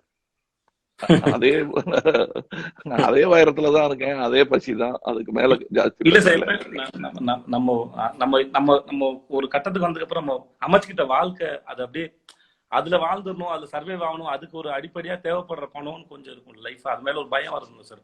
அதை தாண்டி எப்படி பண்ண வந்து கேட்டு ஒரு ஒரு ஒரு பேசிக்கான ஒரு தேவையை நோண்டும் இல்ல சார். ஏன்னா அது என்னையும் நோண்டுது, அதனால தெரிஞ்சுக்க விரும்புறேன் சார். வேற ஒன்றும் சார். இல்ல நான் நல்லா இருக்கிறவரை வந்து கெடுத்துடக்கூடாது. உங்களுக்கு நீங்க நோண்டி நீங்களே பதில் சொல்லிக்கங்க. நான் சொல்ற பதில இருந்து உங்க மனைவி பிள்ளை எல்லாம் என்ன வைவாங்க. அப்புறம் நல்லா இருந்தாரு, ஒரு நாள் போய் பேசினாரு இந்த ஆள் கூட, அதுக்கப்புறம் திருப்பி வந்தவர் தலகுப்புறம் மாறிட்டாருங்கன்னு சொல்லிடக்கூடாது. அதுக்காக சொல்றேன், நீங்களா கண்டுபிடிக்க அந்த வழிய. என்னுடைய வாழ்க்கையில நான் முடிவு பண்ணது வந்து இது ரொம்ப அற்புதமா 60 வயசு வரலும் என்னுடைய நண்பர்கள்லாம் பார்த்து வசதியா இருக்காண்டா கமல்னு சொல்ற அளவுக்கு வச்சுட்டாங்க 60 வருஷமா. இதுக்கு மேல ஆசைப்படுறது வந்து தப்பு. இதுக்கு மேல வர்றதெல்லாம் போனஸ். இதுக்கு மேல நான் என்ன பண்ணாலும் ரைட்டு. ஏன்னா நான் சீனியர் சிட்டிசன், நான் சொல்றத கேளுங்க. சார் இப்ப ஹேராம் பத்தி பேசினாலும் சார், ஹேராம் பத்தி பேசினாலும் சார், ஹேராம்க்கு சென்சாருக்கு வந்து நீங்க ஒரு வண்டி நிறைய வந்து ப்ரூஃப்லாம் எடுத்துட்டு போயிட்டு நீங்க சென்சாருக்கு வாங்குறதுக்காக பண்ணதா ஒரு பேச்சு, அது உண்மையா? நிறைய எடுத்துட்டு போனேன். வண்டி நிறையங்கிறது நம்ம சொல்லும் போது நல்லா இருக்கு. நிறைய ப்ரூஃப், நிறைய ரிசர்ச் பண்ணிருந்தேன். நான் சந்தித்த மனிதர்கள், எனக்கு பெரிய பெருமை ஹேராம்ல அதாவது சென்சார்ல ஏற்பட்ட அவமானங்களை விட, ஏன்னா சென்சார்லயும் நல்லவங்க நிறைய பேர் இருக்காங்க, நமக்காக கண் கலங்கக்கூடியவங்களே இருக்காங்க. ஆனா என்ன பண்றது, அது கவர்மெண்ட் உத்தியோகம், அரசு என்ன சொல்றது ஒண்ணு. என்னுடைய ஹேராம வந்து சென்சார் பார்த்ததை விட ஒரு எம்பி, அப்புறம் காலம் சென்ற சுஷ்மா ஸ்வராஜ் அவர்கள், பெரிய மனசு பண்ணி சத்ருகன் சின்ஹா அவர்கள் எல்லாரும் பிஜேபியில இருந்து வந்து அந்த படத்தை வெளியே விடணுமா இல்லையாங்கிறத முடிவு பண்ணி அவங்க ஓகே காட்டினதுக்கு அப்புறம் தான் அந்த படம் வெளியே வந்துச்சு. இது சரித்திரம். இது நான் சொல்றது மிக இல்ல, கம்மி இல்ல, வேற ஒண்ணும் அதை பத்தி பேச விரும்பல. அந்த அளவுக்கு அதை உன்னிப்பா கவனிச்சுட்டு இருந்தாங்க. அதுல பெரிய எனக்கு அவமானம் என்னன்னா, காங்கிரஸ்காரர்கள் சிலர் வந்து அது காந்திக்கு எதிரான படம்னு சொன்னாங்க. அதனால அந்த படத்தை பேன் பண்ணணும்னு அவங்களும் குரல் கொடுத்தாங்க. அதுல வருத்தப்பட்டது வந்து காந்தியின் கொள்ளு பேரனான துஷார் காந்தியும் நானும் தான் ரொம்ப கட்டிக்கிட்டு கண்ணீர் வடிக்காத குறை. ஏன்னா நாங்க வந்து எங்க கொள்ளு தாத்தாவுக்கு நானும் சேர்ந்துக்கிட்டு சொன்னேன், என் கொள்ளு தாத்தான்னு. கொள்ளு தாத்தாவுக்கு செய்த பெரும் மரியாதையாக நான் நினைக்கிறேன். ஏன்னா நான் சின்ன வயசுல அவமரியாதை எல்லாம் பேசியிருக்கேன். நான் கண்டுபிடித்த காந்தி எங்க அப்பா சொல்லி கொடுத்த காந்தி கிடையாது, என் ஸ்கூல்ல சொல்லி கொடுத்த காந்தி கிடையாது. நானாக தேடி பிடித்து மன்னிப்பு கேட்டு திரும்ப பெற்ற என்னுடைய கொள்ளு பாட்டம் தான் காந்தியார். சார், இப்போ how does it feel to be a fortune teller and have the last laugh, sir? அன்பே சிவத்துல சுனாமி பத்தி ஒரு வசனம். That is not a fortune. That's not a fortune teller. That's a misfortune teller. ஆனா இல்லைங்க, அது எல்லாரும் என்னமோ அது பெரிய மந்திர சக்தியா, என்னுடைய கட்சியில இருக்கிறவங்களே கூட பெரிய நாஸ்ட்ரடாமஸ் என்ன, அதெல்லாம் இல்லைங்க. நம்ம வந்து முக்காலமும் உணர்வது எப்படிங்கிறது பெரிய மேஜிக்கே கிடையாதுங்க. கடந்த காலத்தையும் நிகழ்காலத்தையும் பின்னி இப்படித்தான் வரணும்னு ஒரு கணக்கு போட்டோம்னா அது வருங்காலமும் தெரிஞ்சு போயிடும். அதாவது கொற்கையை அழித்த அல்லது பூம்புகாரை கடல் கொண்ட போது அது ஏன் நடந்ததுங்கிறத சயின்டிபிக்கா யோசிச்சோம்னா மறுபடியும் நிகழ வாய்ப்புண்டுங்கிறது தான் நான் சொல்லியிருக்கேன். இந்த தேதியில வரணும்னு சொல்லலையேன்னா, இன்னைக்கு இந்த கிரகங்கள் எல்லாம் ஒரே கோளில் இருப்பதனால் இங்க இது நடக்கும்பா, நடந்தே தீரும்னு நான் சொல்லலையே. இது ஒரு பர்டிகுலர் கால்குலேஷன் அப்படின்னு. இது நடக்க கூடும். எப்பவுமே உங்களோட பேச்சுல வந்து ஒரு உள்ளர்த்தம் இருக்கும். அது வந்து எங்களுக்கு புரியலன்னு சொல்லி ஒரு ட்ரெண்டும் ரொம்ப காலமாகவே இருக்கு. அதாவது சாரோட பேச்சு வந்து நம்மளால easy ஆ புரிஞ்சுக்க அது முடியாது. என்னன்னா அதுக்கு முன்னாடி வரவே இல்லை. இது ஐயோ மத்தவங்களுக்கு புரிஞ்சிருமோங்கிற பயத்துக்காக சொல்லப்படும் சுவரொட்டிகள் அவை. இல்ல எங்க ஊர்ல இல்ல சுவரொட்டிக்கே வேற அர்த்தம் உண்டு. இல்ல சொல்லுங்க. இல்ல சரி. ஆனா கொஞ்சம் இன்னும் சாரி சார், அதே கேள்வி தான் சார். ஆனா இன்னும் கொஞ்சம் எளிமையா இப்ப நான் சொன்ன மாதிரி கமல் சார் படங்களை புரிஞ்சுக்கிறதுக்கு இப்போ ஏதோ ஒரு படத்துல காமெடினா ஒரு காமெடி நான் சென்ஸ் பண்ணி ரசிக்கிறதுக்குள்ள எனக்கு 5-6 காமெடி வந்துது, தொடர்ந்து வந்துது. நான் ரசிச்சது கடக்கிறதுக்குள்ள ஒரு 5-6 காமெடி வந்துது. ஸோ அது இன்னும் கொஞ்சம் எளிமையா இருக்கலாம் பேச்சும் சரி. எங்களுக்கு நான் என்ன வச்சுதான் சார் பேசுறேன் ஜென்ரலா வந்து அது அது என்ன ரொம்ப நாள் இருக்குது, அது பேசப்பட்டு இருக்குது. அதனால அந்த இது நீங்க சொல்ற படம் வந்து வேண்டுகோள் வேண்டுகோள் தான் சார். இல்ல சரி, நீங்க சொல்ற அந்த படம் வந்து நீங்க மைக்கேல் மதன காமராஜன் எடுத்துக்குவோமே, காதலா காதலா மைக்கேல் மதன காமராஜன், காதலா அதெல்லாம் எடுத்துக்கலாம். நீங்க வெற்றி படத்தையே எடுத்துக்குவோம். ஏன்னா தோல்விக்கான பல காரணங்களை யார் வேணா சொல்லலாம். அதனால வெற்றி படம்னு நீங்க எடுத்துக்கிட்டீங்கன்னா அது எல்லாருக்கும் புரிய போய் தானே மீண்டும் மீண்டும் பாக்குறாங்க. உங்களுக்கு இன்னொரு 2 ஜோக்கு மிஸ் ஆயிடுச்சுன்னு நீங்க நினைச்சு அது மறுபடியும் பாக்குறதுக்கான வாய்ப்பை நான் எனக்கு ஏற்படுத்திக்கிறேங்கிறது தான். அது தாழ்மையாக நான் சொல்ல வேண்டியது என்னன்னா, இல்லைன்னா ஒரு வாட்டி பார்த்துட்டு போதும் இதானே நான் ஏற்கனவே பண்ணிட்டேன்னு சேதுபதி நினைச்சிடக்கூடாது இல்லையா? அப்படிங்க அப்பா இதுல இன்னும் இது வேற இருக்கா அப்படின்னு அடுத்த முறை நீங்க பார்க்கும்போது அது புரிஞ்சு நீங்க என்னை வந்து அண்ணனா ஏத்துக்கிறீங்க இல்லையா? அது எனக்கு ரொம்ப முக்கியம். அதனால அது புரிஞ்சிடும் கண்டிப்பா. அப்படி புரியலன்னா சேதுபதி எடுத்து சொல்லிடுவாங்க. அந்த ஆமா சார், இது என் மொழி. இது அதாவது இப்ப கலைஞரோ ஔவையாரோ பாரதியாரோ அல்லது பாரதிதாசன் அவர்களோ புரியணுங்கிறதுக்காக பதறிட்டு இருந்தாங்கன்னா அவங்க வந்து வெறும் சினிமா பாட்டு மட்டும்தான் எழுதியிருப்பாங்க. பயப்படவே இல்லை. அவர் பாரதியார் வந்து காற்று வெளியிடை கண்ணமான அது சும்மா அப்படியே பட்டம் பறக்குது போலே பறக்குது மாவும் மேலாடை அப்படியேதான் லைட்டா பண்ணிடலாம் சார். காற்று வெளியிட கண்ணம்மா உன் காதலை எண்ணித்து வைக்கின்றேன் அமுது இற்றனை ஒத்த இதழ்களும் அப்படின்னு சொல்ற. அமுது ஊத்து என்ன சார், ஊத்துனா தண்ணி வர்றது தானே, அமுது ஊத்துன்றீங்களே நீங்க அப்படின்லாம் கேட்டா பாரதியே கிடையாது, டர்பன் கலந்து போச்சுன்னு அர்த்தம். நான் இப்படித்தான், இதை புரிந்து கொள்வார்கள் தமிழர்கள், புரிந்து கொள்வார்கள். உங்களுக்கு புரிஞ்சது வேணும்னா உங்களுக்கு புரியலன்னா தெலுங்குல சொல்லிட்டு போறேன் சார். அப்புறம் தேவரம படத்துல 2-3 வருஷம் ரொம்ப பிடிச்சது ஒண்ணு வந்து நாசு சார் வந்து சிவாஜி சார் வந்து ஐயா ஐயா ஐயோ அப்படின்னு சொல்லுவாரு. அந்த ஒரு வார்த்தை அவ்வளவு அழகா, அது ஆக்சுவலா செம டீசிங்கா இருக்கும்.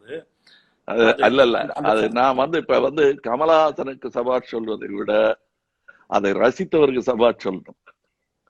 இதெல்லாம் வீணா போயிடும். இதுவா புரியாதுங்கிறாங்க. அந்த பாஷையில சொன்னோம்னா விரும்பாண்டி பாஷையில வெட்ட வேணாம் அவங்க. இத புரிஞ்சிட்டு இருக்கீங்க பாருங்க. அதுவும் உங்களுக்கு எத்தனை பெரிய தாக்கத்தை ஏற்படும். அதை எழுதும் போது நான் எவ்வளவு சந்தோஷப்பட்டு எழுதிருப்பேன். அதை யோசிச்சு பாருங்க. அது புரிஞ்சிருத்துங்கும் போது எனக்கு கிடைக்கக்கூடிய அது பொன்னாடை மாலைகள் எல்லாம் விட பெரிய விஷயம். அது இத்தனை வருஷம் கழிச்சு நீங்க சொல்றீங்க. ரொம்ப முக்கியமான இடத்துல அவ்வளவு போதும் அப்படின்னு அந்த ஒரு வார்த்தையை வச்சு அவ்வளவு பிளே பண்ணா போதும்னு அவ்வளவு அது. ஏன்னா அது இப்ப நீங்க உங்களுக்கு ஏன் அது சுளீர்னு பட்டுச்சு தெரியுமாங்க? மெட்ராஸ்ல இருக்கிறவங்களுக்கு அது புரியாதுங்க. அதுல இருக்கிற அவமானமே புரியாது. ஏன்னா மெட்ராஸ்ல டப்புன்னு ஒருமையில பேசிடுவாங்க. என்ன படம் நினைச்சு நிக்கிற நீ அப்படின்னுவாங்க, என்ன படம் நினைச்சு நிக்கிற நீன்னுவாங்க. ஆனா நீங்க உங்க ஊருக்கு போனீங்கன்னா அவங்களை அப்படி யாரும் ஒருமையில பேச மாட்டாங்க. ஆமா, அது வந்து குத்தும். சார் சொல்றாங்களோ இல்லையோ டக்குன்னு நீன்னு சொல்ல மாட்டாங்க. இங்க வந்து பல்வேறு மொழிகள், தெலுங்கு, கன்னடம், உருது, ஹிந்தி எல்லாம் கலந்துருந்ததுனால பாமர மக்களுக்கு வந்து தமிழ் மறந்து போச்சு. அதனால தமிழ் கலாச்சாரம் என்ன, அதுல எப்படி மரியாதையா இருக்கணுங்கிறத மறந்து போயிட்டாங்க. அதனாலேயே எங்க அப்பா கடைசி வரலும் நான் சென்னைக்கு வர மாட்டேன் பிராக்டிஸ் பண்ணேன்னு. எல்லாரும் என்ன பார்த்து ஒருமையில பேசுறாங்க. நானே அப்படி பேச மாட்டேன். ஒரு சின்ன பையனை பார்த்து எனக்கு தாங்காது மெட்ராஸ் அவரு. அப்படிப்பட்ட மெட்ராஸ்ல இருக்கிறவங்களுக்கு ஐயா ஐயோங்கிறதே அவமரியாதை. ஐயோ அப்படின்னா முடிஞ்சது, வெட்டுக்குத்து தான். சார் விருமாண்டியில அதுவும் வந்து அந்த விருமாண்டியில அந்த பஞ்சாயத்து சீன் போயிட்டு இருக்கோம். அப்படியா உனக்கு எல்லாம் தெரியுமா, எனக்கு இப்ப எங்க அடிக்குதுன்னு சொல்லி பாப்போம். இப்படி அது ஒவ்வொரு அந்த முறையும் அந்த அந்த விரும்பாண்டி நானும் தான். இப்ப கனிவா தானே சொன்னாரு சேதுபதி, ஒன்று தப்பா சொல்லலையே, கொஞ்சம் புரியுற மாதிரி ஒரு வேண்டுகோள் தானே வச்சாரு. சார் அரசியல் பேச்சுக்கு சரி வருமா? அதுக்கு நான் சொன்னது கிட்டத்தட்ட விரும்பாண்டி பதில் தான். ஆமா ஆமா எனக்கு இப்ப அரிக்குது, எங்க அரிக்குதுன்னு சொல்லுவோம்ப்பா. இல்ல நீங்க அப்படிதான் சொன்னீங்க. அதுதான் கிட்டத்தட்ட அது காரணம். அது எனக்குள்ளேயும் இருக்கிற விரும்பாண்டி தானுங்க. அது இல்லைன்னா அவ்வளவு எளிமையா வராது. அது அந்த கோபம் எனக்கு இருக்கு. அதான் ஆனா நிதானமா கோபப்படணும்னு இன்னொரு படத்துல சொல்லி அதை எனக்கே சொல்லிக்கிட்ட புத்தி அது. இல்ல சார், எனக்கு என்னன்னா இப்போ நான் அரசியல் நான் மூலம் நீங்க அரசியல் வந்தா பெருசா வரவே இருக்கு சார். முக்கியமான காரணம் வந்து என்கிட்ட இருக்கிற என்கிட்ட இருக்க காரணம் வந்து இத்தனை வருஷமா வந்து சினிமா மேல எவ்வளவு அக்கறையாகவும் நேர்மையாகவும் எங்களுக்கு கொடுத்த மனுஷன் அரசியல் வரும்போது நான் அதுல இதே அளவு நேர்மை அதுல இருக்குங்கிற முக்கியமான நம்பிக்கை சார். அதனால நான் ரொம்ப ஆத்மார்த்தமா வரவே இருக்கேன் சார். கண்டிப்பா நான் யாருங்கிறத வந்து உங்களுக்கு மறு அறிமுகம் செய்யணும். ஏன்னா இதெல்லாம் இவ்வளவு நீங்க எங்க கூட பேசினதே கிடையாது. ஆமா சார். அதனால என்ன முழுமையா தெரிஞ்சுக்கணும். இப்ப ஆர்சி சக்தி எல்லாம் தெரிஞ்சுக்கிட்ட மாதிரி, சந்தான பாரதி எல்லாம் தெரிஞ்சுக்கிட்ட மாதிரி நீங்களும் தெரிஞ்சுக்கணும். ஏன்னா சில நண்பர்கள் இழக்கும் போது அவ்வளவுதான் முடிஞ்சு போச்சு நட்புன்னு நான் முடிவு பண்ண முடியாது இல்லையா? அதுக்கேத்த ரீப்ளேஸ்மெண்ட்ஸ் எல்லாம் தேடிட்டு இருக்கேன் நானு. அதுவா நீங்க ஏன் இருக்கக்கூடாதுங்கிறது தான். சந்தோஷம் சார், கிடைச்சதுதான் சந்தோஷம் சார். சார் நீங்க ஒரு கேள்வி சார், இப்ப இளையராஜா சாரும் நீங்களும் வந்து அரசியல் பண்ணி நீங்க ஒரு விகடன் மேடையில் அவரோட சந்திக்கும் போது ரொம்ப வருஷமா இளையராஜா சார் வந்து நீங்க அரசியல் வரணும்னு கேட்டுக்கிட்டாரு. எப்ப தொடங்கிச்சு சென்றா அரசியலுக்கு வரணும்னு என்ன வந்துச்சுன்னா, சினிமால நான் வரப்போற மாதிரி லீடு கூட கொடுக்கல, இந்த மாதிரி அந்த மாதிரி வசனங்கள் எல்லாம் கொடுக்கல. அதுக்கான காரணம் அதான் என்கிட்ட சொல்லுவாங்க ரொம்ப க்ளோஸா இருக்கிறவங்க, உன் சினிமால எந்த சினிமால அரசியல் இல்லை அப்படின்னு கேட்பாங்க. உத்து கவனிச்சீங்கன்னா எல்லாத்துலயும் ஒரு கொட்டு இருக்கும், ஒரு சொட்டு இருக்கும், ஒரு பழையாறுன்னு ஒரு அடி இருக்கும். ஏதாவது ஒண்ணு இல்லாம இருக்காது. நீங்க இதுல இருந்து வறுமை நிற சிவப்பு காலத்துல இருந்து நான் சொல்றது ரொம்ப தைரியமான சில கருத்துக்கள் எல்லாம் சொல்லியிருப்போம். அது சத்யால வந்து டைரக்டா அரசியல பேசியிருப்போம். ஆமா சார், அது அரசியல்வாதி அப்படின்னு சொல்லியிருப்போம். தேவர் மகன்ல வந்து சொல்லாம சொல்லியிருப்பான். அதுல என்ன அந்த பேர் வச்சிருக்க ஆக்சுவலி தேவர் மகனுக்கு ஒரிஜினலா நான் வைக்க நினைச்ச பேரு கோச்சிட்டு போயிட்டாரு அனந்த் சார். நாங்க 2 பேரும் ஓகே பண்ணி வச்சிருந்த பேர் நம்மவர். அது வேண்டான்னு சொல்லி வாலிதான் தான் சஜஸ்ட் பண்ணாரு. இதான் பேரு, இதுதான் கரெக்ட் அப்படின்னாரு. அது எல்லாரும் வழிமொழிஞ்சுட்டான். அப்படி போச்சு. அதுக்காக பெரிய கோவப்பட்டவங்க எல்லாம் உண்டு. பட் நான் சொல்ல வந்தது வந்து என்னுடைய கருத்தை மிஸ் பண்ணிட்டு சண்டை, இந்த சின்ன சண்டை, சாதிக சண்டைகள் வந்து ரொம்ப பிடிக்கும் தமிழகத்துக்கு. அது வழக்கம். நான் எடுத்து வைத்த அடி வந்து உங்களுக்கு ஹேரா மாதிரி ஒரு பொலிட்டிக்கல் பிலிம் வளர வளர இன்னும் காலம் போக போக அது இன்னும் மோர் பொலிட்டிக்கல் பிலிமா மாறிக்கிட்டு இருக்கு. இன்னைக்கு எனக்கு பார்க்கும்போது நாக்க கடிச்சுக்கிட்டேன் சில இடங்கள்ல. இப்படி சொல்லிவிட்டோமே, கொஞ்சம் அளந்து போட்டிருக்கலாமே, கொஞ்சம் காரம் ஜாஸ்தியா இருக்கேன்னு நினைச்சுக்கிட்டது உண்டு. ஓகே. ஆனா இல்ல சார், இப்ப நீங்க ஒரு வார்த்தை சொன்னீங்க, நான் ஒத்து கவனிச்சீங்கன்னா அதுல எல்லா படத்துலயும் நீங்க அரசியல் பேசிருக்கீங்க. அரசியலும் சரி, கடவுள் நம்பிக்கையை பத்தின உங்க கருத்து அபூர்வ சகோதரில் வரும். கடவுள் கேட்கிற மூட்ல இருக்காரு, அர்த்தம் எப்படி சாகணும்னு சொல்லு அப்படிங்கிறதா இருக்கட்டும். சத்யால வந்து பிள்ளையார் போல ஆஞ்சநேயர் மாத்து, ஆஞ்சநேயர் கயிறு கட்டு அப்படின்னு சொல்றதா இருக்கட்டும், தங்கச்சிக்கிட்ட சொல்றதா இருக்கட்டும். ஸோ இது மாதிரி ஒவ்வொரு படத்துலயும் உங்களுக்கு நீங்க சொல்ல விரும்ப சொல்லிட்டு இருக்கேன். ஆனா ஓப்பனா அரசியல் ஆர்வம் இருக்கு, அரசியல் நீங்க அரசியல பேசுனீங்க. ஆனா அரசியல் நீங்க வருவதற்கான, நீங்க வரப்போறதுக்கு அது சொல்லாம இருக்கிறது தான் சார் பெட்டர். என்ன தடுக்கிறதுக்கு நிறைய பேர் இருப்பாங்க. அது நான் புரிஞ்சுக்கிட்டது வந்து 2001லயே புரிஞ்சிருச்சு எனக்கு. ஏன்னா அப்ப நாம் வந்துருவேணுங்கிற சந்தேகத்துல என் முன்னால் வைக்கப்பட்ட இடைஞ்சல்கள் வந்து கணக்கில் அடங்கா. அது இப்ப திரும்ப சொல்லி காட்ட விரும்பல அது. பட் நிறைய விரும்மாண்டிகள்லாம் வந்து என்ன சார் அதுல வந்து தெரியும், அது திடீர்னு கிளப்பி விடப்பட்டது தானே. அது உங்களுக்கு தெரியலையா? அது இல்ல, அந்த இன்டர்வியூ பாத்துருக்கேன் சார், மொட்டை அடிச்சுட்டு உங்களோட இன்டர்வியூ அது அப்பவே தெரிஞ்சிருச்சு. பட் அதெல்லாம் கொஞ்சம் அதான் நிதானமா கோவப்படணுங்கிறது புரிஞ்சுக்கிட்ட நேரம் அது. Okay sir. எதால சார் காலம் எல்லாம் இவ்வளவு நாள் தள்ளி தள்ளி போட்டதுக்கான காரணம் என்ன சார்? நீங்க வர்றதுக்கு, அரசியல் வர தள்ளி போட்டதுக்கான ஒரு அனௌன்ஸ்மெண்ட் வர்றதுக்கான காரணம் என்ன சார்?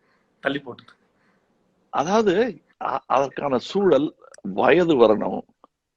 இவன் வந்துட்டானா அப்படின்னு சொல்லக்கூடாது, என்ன இவர்னு சொல்ற வயசு வரணும். ஓகே ஓகே அதுக்காக காத்திருந்தேன்.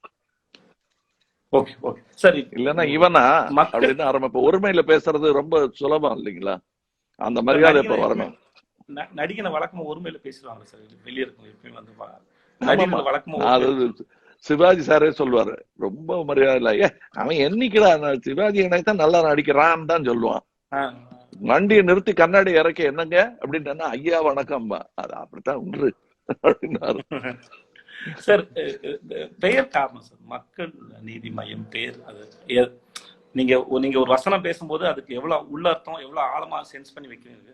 நான் அது உங்க வாயில கேட்கணும். மக்கள் நீதி மையம் அப்படின்னு பேர் வச்ச காரணம், அதோட மையம்ங்கிற பேர் வந்து என்னை மையம் கொண்ட ஒரு சொல். அது அது அங்க இருக்கிறது மாதிரி புயலின் மையம். அமைதியான இடம் அது. புயலின் கண்ணுபாங்க தெரியுமா, அங்க புயலே இருக்காது. அதுல இருந்து ஆரம்பிச்சு மையமாக இருப்பதில் இருக்கக்கூடிய பல பிரச்சனைகள், அது ஒரு கிட்டத்தட்ட துறவு மாதிரி. அது மையத்துல இருக்கிறது, மையத்துல இருந்தா சுட்டு கொண்டுருவாங்க. காந்தி ஒரு உதாரணம். ரெண்டுக்கும் எனக்கு ரெண்டும் வேணும், நான் மையத்துலதான் இருப்பேன் அப்படின்னு சொல்ற விஷயம் இருக்கு இல்லையா? அதனால எனக்கு அந்த வார்த்தை வந்து பிடித்த ஒரு விஷயம். ஆல்சோ அது வந்து ஒரு சென்டர்ங்கிற அந்த ஆங்கில அர்த்தத்தில் பார்த்தாலும் அதுக்கு ஒரு பெரிய அர்த்தம் இருக்கு. மக்கள் நீதிங்கிறத மறந்துட்டு இன்னாருக்காக இதுக்காக அப்படிங்கிற ஒரு இனக்குறிப்புகள் இல்லாம மக்கள்னு சொல்லும் போது எவ்வளவு பரந்த சொல்லுது. உலகமே மக்கள் எப்படியோ உலகமே. ஆமா, அதனாலதான் உங்களுக்கு கம்யூனிசம்னு சொல்லும் போது கம்யூன்ங்கிறது வந்து யாரா வேணா இருக்கலாம். இஸ்லாமிய கம்யூனிட்டி, கிறிஸ்துவ கம்யூனிட்டி, பார்ப்பனர் கம்யூனிட்டி, செட்டியார் கம்யூனிட்டின்னு தனியா பிரிக்க. கம்யூன்னா எல்லாமே தான். அந்த மாதிரி ஒரு நல்ல பேரா இருக்கணுங்கிறதுக்காக தான். அதுல நீதிக்காகத்தான் ஆரம்ப காலத்துல அரசுன்னு ஆரம்பித்த உடனே ரிப்பப்ளிக்னதும் மக்கள் கேட்டு வருவது நீதிதான். அதற்கு போராடும் ஒரு கட்சியாக இருக்க வேண்டும்ங்கிறதுக்கு தான் இப்ப நம்ம பேசிட்டு இருக்கிற இந்த டேபிள்ல உட்கார்ந்துதான் இந்த பேரை எழுதி போட்டுக்கிட்டே இருந்தேன் நான். வெவ்வேறு முறையாக நீங்க ஆரம்பிக்கும் போது எவ்வளவு விமர்சனம் வைப்பாங்க அப்படின்னு உங்களுக்கு தெரிஞ்சிடும். கண்டிப்பா நீங்க கண்டிப்பா தெரியும். அது அந்த சமயத்துல உங்களுக்கு எப்படி சார் ஃபேஸ் பண்ணி எதிர்பார்த்து தான் அதுக்கு நிதானத்தோட தான் கோவப்படலாம் தள்ளி வச்சிட்டீங்களா சார்? இல்ல, கோவமே பட வேண்டியது இல்லைங்க. இப்ப நான் எடுத்த முடிவு அது மாற்றவே முடியாது. இப்ப எனக்கு வந்து ஸ்ருதி என் மகள் அப்படின்னு சொல்றதுக்கு நான் எடுத்த முடிவு அது. அந்த காலகட்டத்தில் இவர் என்ன சொல்வார் அவர் என்ன சொல்வாருங்கிறது அல்ல. அது என் மகள். அதற்கான பதிலை என் தகப்பனார் சொன்னார். அப்ப நாங்க ரெண்டு பேரும் சரியா பேசிக்கிறது இல்லை. கொஞ்சம் மனஸ்தாபத்துல இருந்த நேரம் பரமக்குடியில போய் அவர்கிட்ட பேட்டி கேட்டிருக்காங்க நிருபர்கள். என்னங்க உங்க பையன் திடீர்னு சரிகா வயிற்றில் வளரும் குழந்தை என்னதுன்னு சொல்லிட்டாருங்க. அப்படியா சொல்லிட்டாரா? அப்ப அது என் பேத்தி. அதோட முடிஞ்சது அது. அவருடைய மகன் நான்.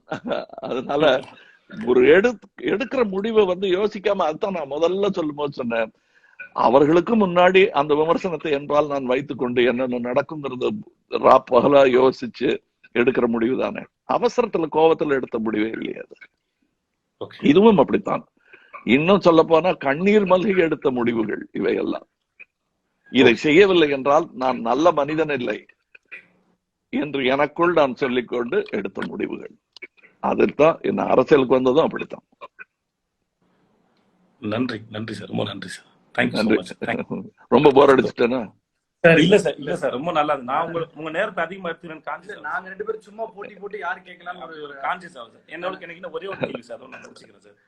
உங்களுக்கு ஃபில்ம் மேக்கரா உங்களை எக்ஸைட் பண்றேன் சார். நீங்க டைரக்ஷனா, ஆக்டிங்கா, இல்ல சீன் டிஸ்கஸ் பண்றதா, இல்ல கேரக்டர்? இது வந்து அவை அடக்கம்னு மாத்திரம் தயவு செய்து நினைச்சிடாதீங்க. எனக்கு ரொம்ப எக்ஸைட்டிங். ஒரு படம் எடுக்கிறதுக்கு போது அப்படியே ஒரு மாதிரி சமைக்கும் போதே சாப்பிடணும்னு தோணும் தெரியுமா. ஆமா, அது அப்படியே எடுத்து வாயில வாசனை கொஞ்சம் போட்டுக்கலாமா, வாசனை வரும்போது அது மாதிரி ஆசையா இருக்கிறது வந்து மக்களுடன் அந்த சினிமாவை முதல் முறையா பாக்குறோம்ல, அதுக்காகத்தான் நான் படமே எடுக்கிறேன். சம்பளம் ரெண்டாவது. சம்பளம் எதுக்குன்னா அடுத்த படம் எடுக்கிறதுக்கு. என்னுடைய சந்தோஷமே அது. இப்படி சைட்ல பாத்துக்கிட்டு படம் பாக்குறதுல இருக்கக்கூடிய சந்தோஷம் டைரக்ஷன்ல கிடையாது, நடிப்புல கிடையாது, நட்சத்திரத்தை பார்த்து உலக நாயகன் கத்துறதுல எல்லாம் கிடையாது எனக்கு. அது நம்ம சொன்னதெல்லாம் போய் சேருதே அப்படிங்கிற அந்த சந்தோஷம் இருக்கு தெரியுமா. அந்த மாதிரி ஒரு பட்டாம்பூச்சி வந்து காதல்ல மட்டும்தான் வரும். நன்றி நன்றி சார். சார் இந்த கொரோனா லாக்டவுன், இந்த நோயை தாண்டி எனக்கு பர்சனலா எனக்கு இருக்கிற பயம் வந்து கொடுமையான நோய் பசி தான் நான் நம்புறேன். இது ரொம்ப நாள் லாக்டவுன்ல இருக்கிறவங்க, இந்த மக்கள் இதை ஃபேஸ் பண்றவங்க, லோயர் மிடில் கிளாஸ். ஏன்னா எத்தனை பேர் வட்டி காசு வாங்கியிருப்பாங்க, கடங்கார எவ்வளவு பேர் கேட்பாங்க, எத்தனை பேர் வாடகை குறைக்கிறாங்க, தள்ளுபடி பண்றாங்கன்னு தெரியுது. ஏன்னா வேலை தொடங்கின உடனே எவ்வளவு பேர் எவ்வளவு பிரச்சனையில மாட்டுவாங்கன்னு தெரியாது. இந்த மாதிரி சூழ்நிலை இந்த லாக்டவுன் எக்ஸ்டெண்ட் ஆகிட்டே போயிட்டே இருக்கு. ஆனா அந்த அடித்தட்டு நான் கேட்டது முதல்லயே, எனக்கு பிரதமர் மேல கோபம் இல்லைங்க. அது ஒரு 5 வருஷத்து வாழ்க்கை தானேங்க இந்த பிரதமர்ங்கிறது. அப்புறம் யார் வேணா வரலாம். ஆனால் இந்த ஏழையை பாதுகாக்க வேண்டியது வந்து நம்முடைய குடியுரிமை சட்டத்துல முக்கியமான இருக்கக்கூடிய ஒரு அம்சம். நேத்தி வரலும் அவன் வந்து அன்றாடம் காட்சி. அவனுக்கு வாழ்முறையும் வாழ்க்கையும் வெவ்வேறு அல்ல, ரெண்டும் ஒண்ணுதான். லைவ்லிஹுட் அண்ட் லைஃப் ரெண்டும் ஒண்ணுதான். லைவ்லிஹுட் போச்சுன்னா லைஃபே போச்சு அவனுக்கு. இன்னைக்கு அவன் கண்ணியமா தைரியமா யாருக்கும் நான் அடிமை இல்லைன்னு சொல்லிட்டு போறதுக்கு ஒரே காரணம், டெய்லி சாப்பாட்டுக்கு அவனுக்கு சம்பளம் வருது, பொண்டாட்டி சாப்பிடுது, புள்ள சாப்பிடுது. அவனை வந்து 4 நாள்ல தெருவில் தூக்கி போட்டோம், நீங்களும் நானும். அப்புறம் பேசலாம், நம்ம சீஃப் மினிஸ்டரையும் பிரைம் மினிஸ்டரையும் பேசலாம். நாம எப்படி ஒத்துக்கிட்டோம் அதுக்கு? பெரிய குரல் நம்மளை எழுப்பலையே அப்படிங்கிற பதட்டத்துலதான் நான் அந்த கடிதம் எழுதினேன். தவிர இவருக்கு புகழுக்காக அதை எழுதினார். புகழுக்காக எழுதணும்னா அவரை புகழ்ந்து எழுதிட்டா இன்னும் பெரிய புகழ் வரும்ல. பட் இது நீங்க கேட்கிற கேள்வி எல்லாரும் கேட்கணும். தயவு செய்து நாம எல்லாரும் இது இன்னும் கொடுமையாக வளராமல் இருக்க வேண்டும். இந்த கொரோனா அரசாங்கம் கொடுக்குது, தன்னார்வ தொண்டு நிறுவனங்கள் சாப்பாடு போடுறாங்க, ஃப்ரெண்ட்ஸ் எல்லாம் பண்றாங்க, அவங்க பகுதி பண்ணாலுமே ஆனா அது எவ்வளவு நாளைக்கு முடியும், எவ்வளவு நாள் தாங்கும் அவங்களுடைய? அது முடியாது. அது இல்லைங்கள. நான் என்ன சொல்றேன்னா, அரசாங்கம் தன்னார்வலர்களை மதிக்கவில்லை. தமிழக அரசை சொல்றேன் நான். மதிச்ச மாநிலங்கள்ல அதற்கான பலனை அனுபவித்துக் கொண்டிருக்கிறார்கள். தன்னார்வலர்களையும் தனியார் உங்களையும் வேணாம் நாங்களே பாத்துக்கிறேன், நானே பாத்துக்கிறேன் அப்படிங்கிற ஒரு அது அசட்டுத்தனம் தான், அகந்தை கூட இல்ல. அவங்க நம்மளெல்லாம் எடுத்துக்கணும். நமக்கு சும்மா பணம் கொடுங்கிறதுல அர்த்தம் இல்ல. நாளைக்கு எண்ணிக்கைகள் அதிகமாச்சுன்னா நீங்களும் நானும் தெருவுக்கு வருவோம் நிச்சயம். அப்புறம் என் வயசையும் எனக்கு இருக்கிற வியாதி எல்லாம் பத்தி கவலைப்பட மாட்டேன். ஏன்னா உங்க பையனை காப்பாற்ற வேண்டியது உங்க கடமை இல்லையா? அது மாதிரி எத்தனையோ பிள்ளைகள் இருப்பாங்க இல்லையா? அப்ப நம்ம எல்லாம் தெருவில் இறங்க வேண்டி வரும். அந்த மாதிரி ஒரு ரெவல்யூஷனுக்கு விதை விதைக்க கூடாது இந்த சுயநல அரசியல். அதைத்தான் நான் கோவப்படுறேன். நான் அது எந்த அரசியல்வாதி, நான் பேர் சொல்லி எல்லாம் சொல்லல. அது எத்தனையோ விஞ்ஞானிகள் இருக்காங்க, அவங்க எல்லாம் இதற்கான மாற்று சொல்றாங்களோ மருந்து சொல்றாங்களோ இல்லையா, உதவி ஓடி வந்து உதவி செய்ய காத்திருக்கிறார்கள். அவர்களை எல்லாம் நிராகரித்து விட்டு நாங்க பாத்துக்கிறோம்னு சொல்லிட்டு 4 வாரம் 5 வாரம் கடத்திட்டோம். இனி தேவைப்பட்டால் நாம் எல்லோரும் நம் மக்களுக்காக வீதிக்கு வருவோம். அரசியல்லாம் இல்லைங்க. இது அரசியல் தாண்டுங்க. அது அன்னைக்கு நான் மறுபடியும் ஒரு போன் கால்ல நீங்க எல்லாம் வெளியே வருவீங்க. அது அரசியல் அல்ல சார். ரொம்ப நன்றி. அது நம் கடமை. நன்றி நன்றி சார். ரொம்ப நன்றி. தேங்க்யூ. சார் ஒரு ஒரு கடைசியா கடைசியா ஒரு 5 நிமிஷம் சார். ஏன்னா ரசிகர்களோட பெர்ஸ்பெக்டிவ்னு ஒன்று இருக்கணும். மருதநாயகம் வரணும்னா அதுக்கு என்ன சார் வேணும்? அது புத்தக வடிவத்துல வருமா, இல்ல படம் வடிவத்துல வருமா, இல்ல அது ஒரு புத்தக வடிவம் அப்படி வந்துருக்கும். நான் அடுத்தது ஒன்று எழுதியிருக்கேன், ஒரு ஒரு குறுங்கவிதை, அது குறுங்காவியம், என்ன வேணா சொல்லலாம். அது பேரு சின்ன கான்சா. அது கான்சாவின் மரணத்திற்கு பிறகு நிகழ்ந்த நிகழ்வுகளின் கோர்வை. அது எனக்கு ரொம்ப பிடிச்ச ஒரு பேலட். அது அந்த மாதிரி அதெல்லாம் ஈஸியா பண்ணிடலாம். பட் படம்னா பணம் வேணும்.